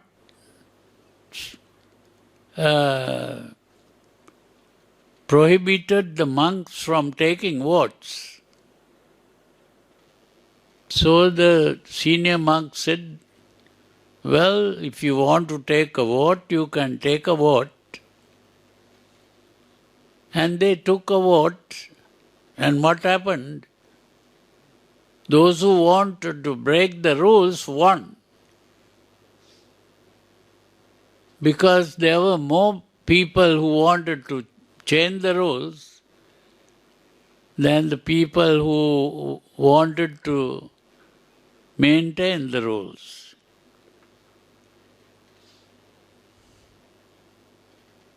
But another problem comes up when that is done, because the monks had to depend on the lay followers to get their requisites: food, clothing, shelter, and medicine. So if the lay followers begin to think that these are bad monks, they won't be giving these things. So they had to somehow give a reason why they wanted to break the rules. So there was a monk who was fairly intelligent to find a good excuse. And then he said, these senior monks want to practice the Vinaya rules because they want to become arahants. The aim of the teaching of the Buddha was to make people arahants. And an arahant is a person who is free from mental sickness.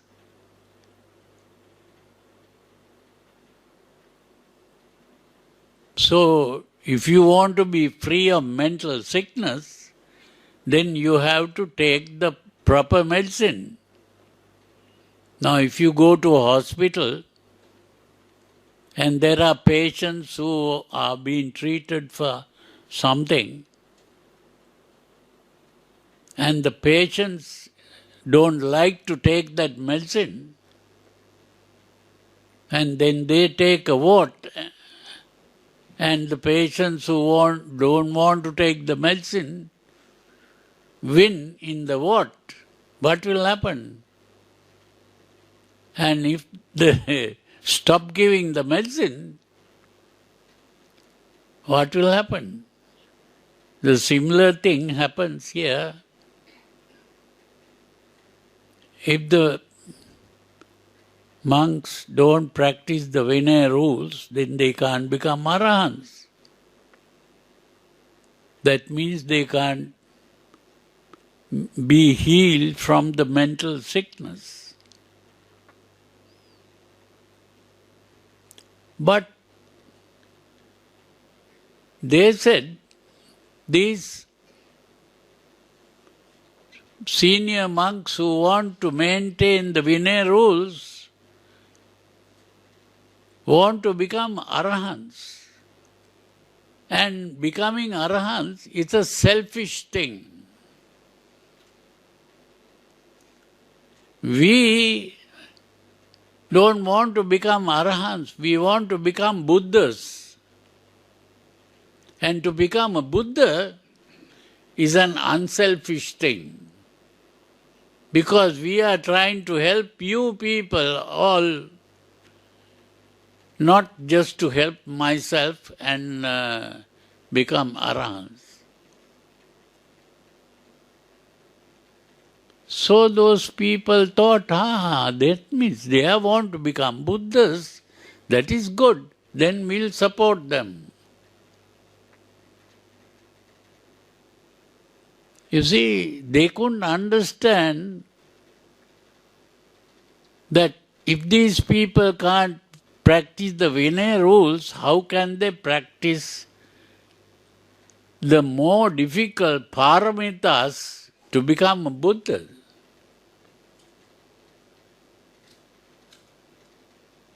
They didn't think like that. So they supported, and that is how those people who wanted to become Buddhas were called Mahayana. And those who wanted to become Arahants were called Theravada. So from that time onwards, the teaching of the Buddha gradually got lost.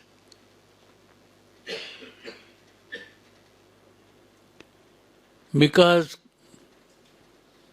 there were arguments and debates and things like that, interpreting the teaching in different ways.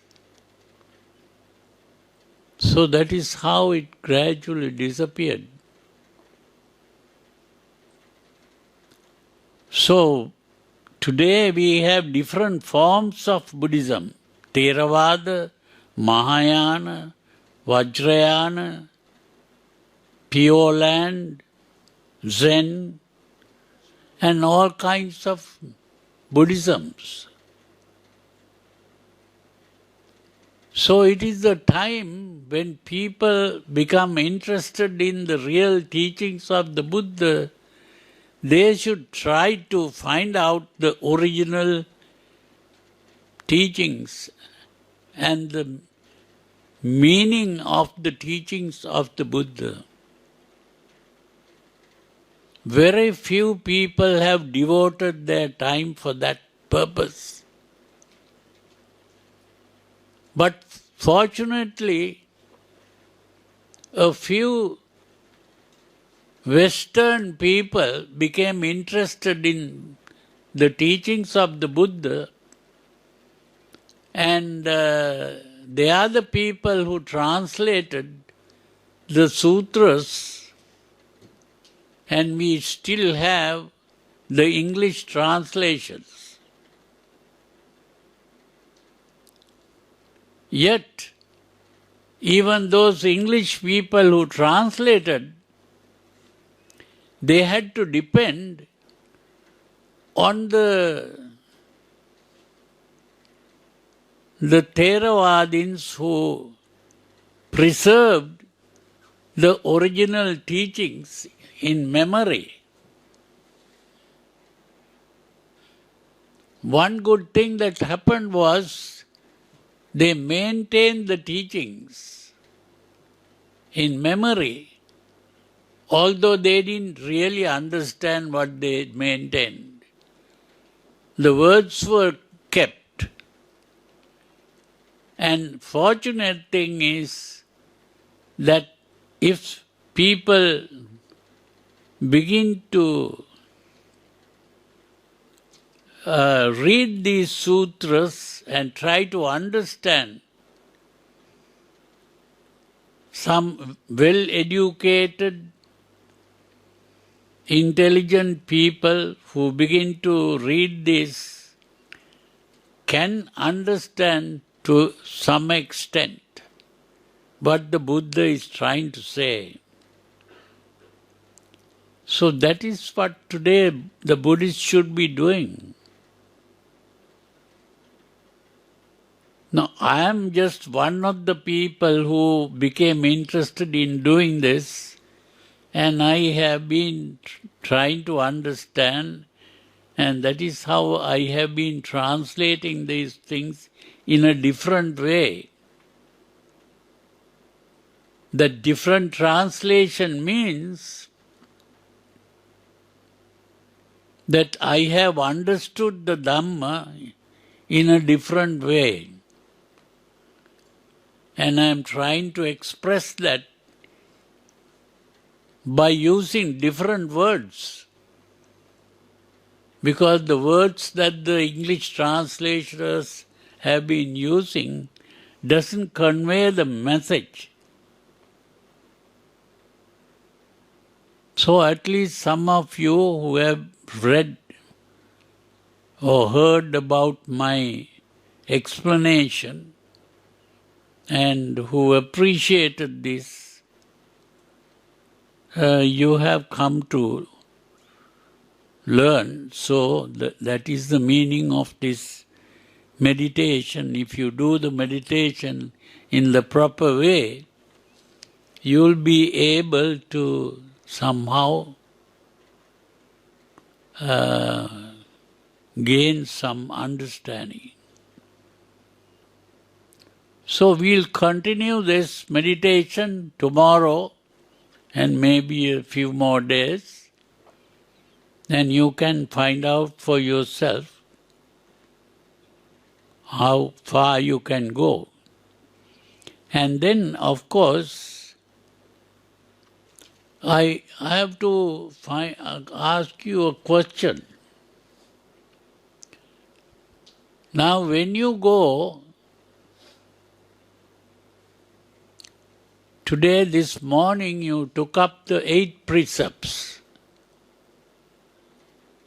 Now, are you going to give up the 8 precepts and take the 5 precepts when you go home?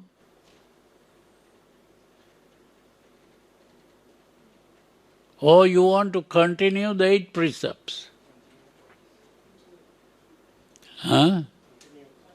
Continue the 8 precepts. So in that case, you should begin to meditate, continue the meditation even at home. So you can't get into some other work. So the reason why we couldn't accommodate you here because of our building problem, and we don't have place for you to stay. So, but still you can go home and continue the practice in the same way. Now in Sri Lanka, people who take the 8 precepts, sometimes they don't stay in the temple, they come home and continue the practice at home and go back again to the temple the following day. They can do it like that. So you can also continue in that same way. When I was a child, my mother used to take me to the temple and she took the 8 precepts and I also took the 8 precepts. When I was about 5 years old or 6 years, that age. And then, of course, when I come home, my mother wants me to take the 5 precepts and eat something for dinner. But I refused. I said, no, I want to do what the mother was doing. And I used to stay and I don't eat. And I meditate at night. I try to be awake as long as possible, and then I lie down, and of course I fall asleep, but I wake up again in the morning. So that's how I have been doing. So that has been very useful for me. So I hope if you do it like that, it will be good for you. So anyway, now we have come to the end of our time. And so in that case, you take the 8 precepts again to remind yourself. And you continue to keep the 8 precepts.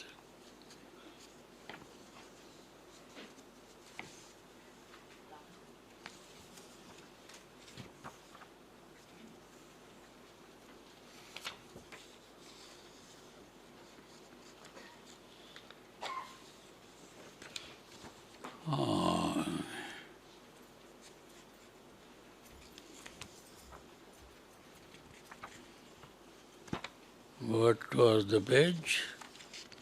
This is the one. Page 65. Huh?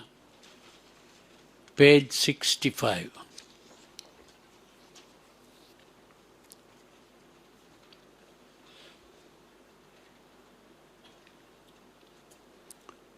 So you start by reciting Namo Tassa Bhagavato Arahato Samma Sambuddhassa.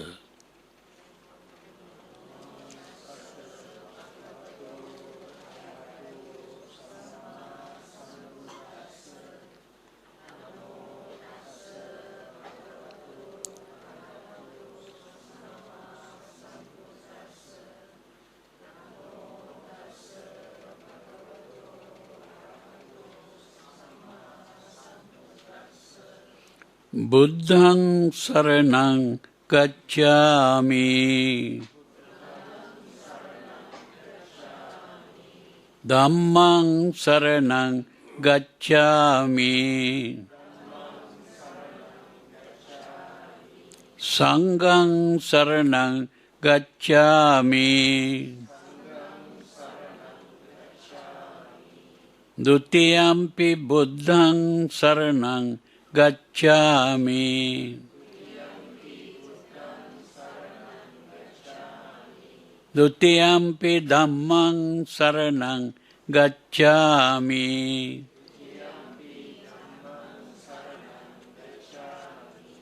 Dutiyampi sanghang saranang gacchami.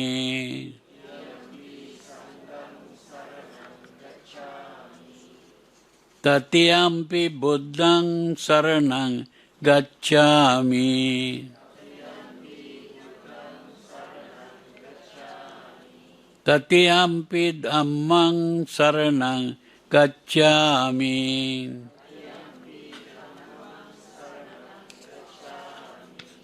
Tatiyampi sanghang saranang gacchami.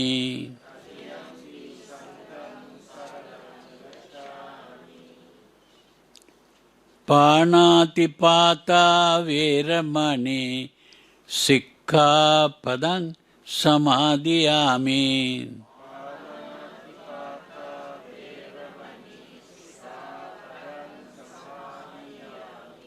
Adinnādāna veramani sikkhapadang samadhiyami.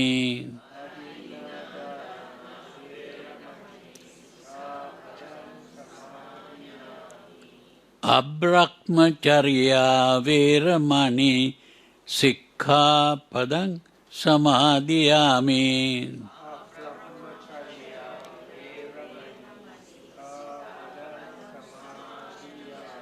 Musavada veramani sikkhapadang samadhiyami.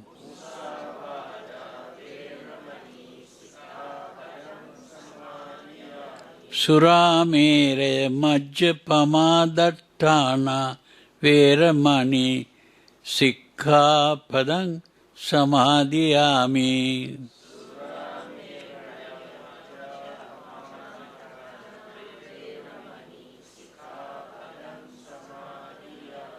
Vikala bhojana veramani sikkhapadang samadhiyami.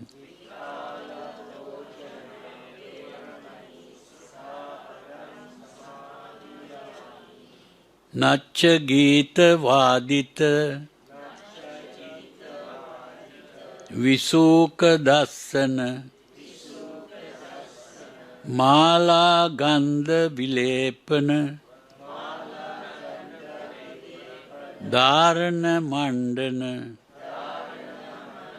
vibhusanattana veramani sikkhapadang samadhiyami.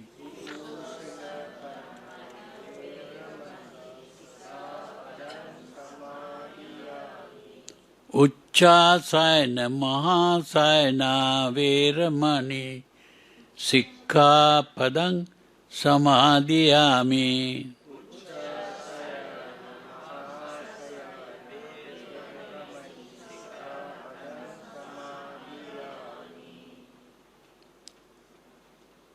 Ajja imancha rating uposatang uposami. Ajja imancha rating uposatang uposami. Ajja imancha rating uposatang uposami.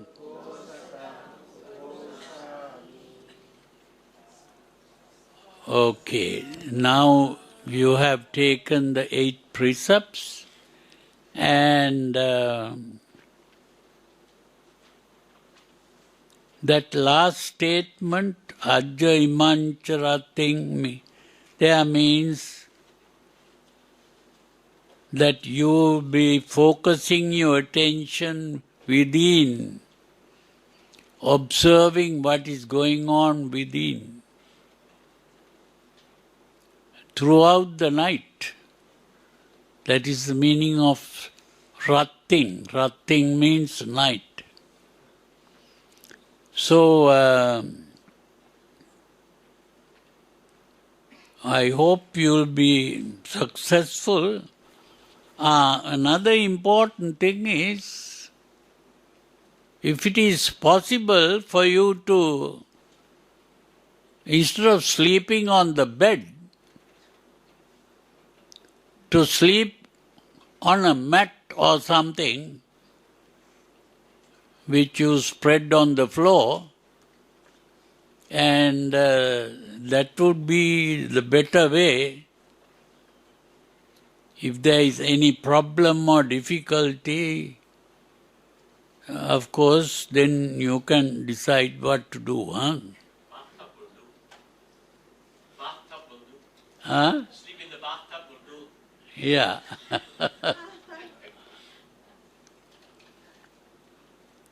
So, okay. I hope now you understood what to do.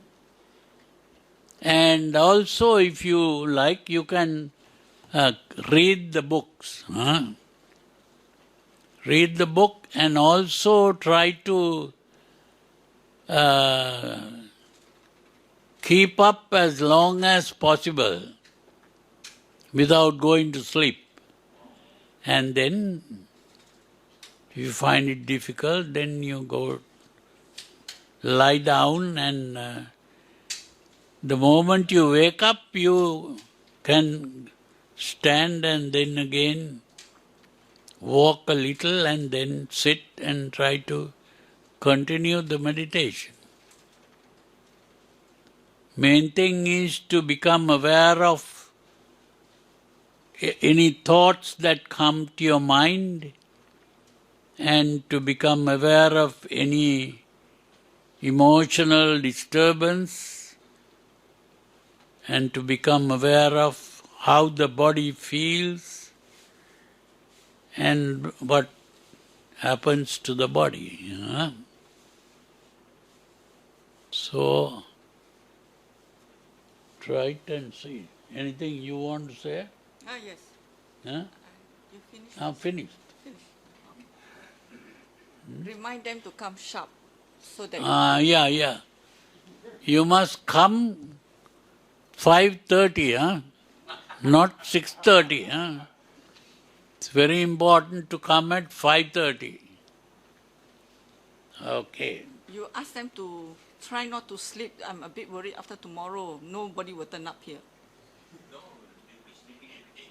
Try not to sleep. You ask them to practice in the house, not to sleep so much. So Yeah. To reduce the amount of sleep.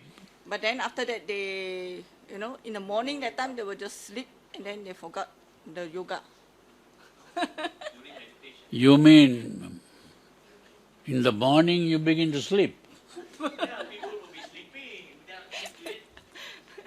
No. But you have to be Oh, no. Once you get into being awake, you can be awake for a long time. It's a matter of overcoming the old habit. With coffee? No. Coffee is not good. That way you can't really practice the meditation properly. Coffee and tea is not good. Okay, sadhu. Okay, Sukhi Hotu.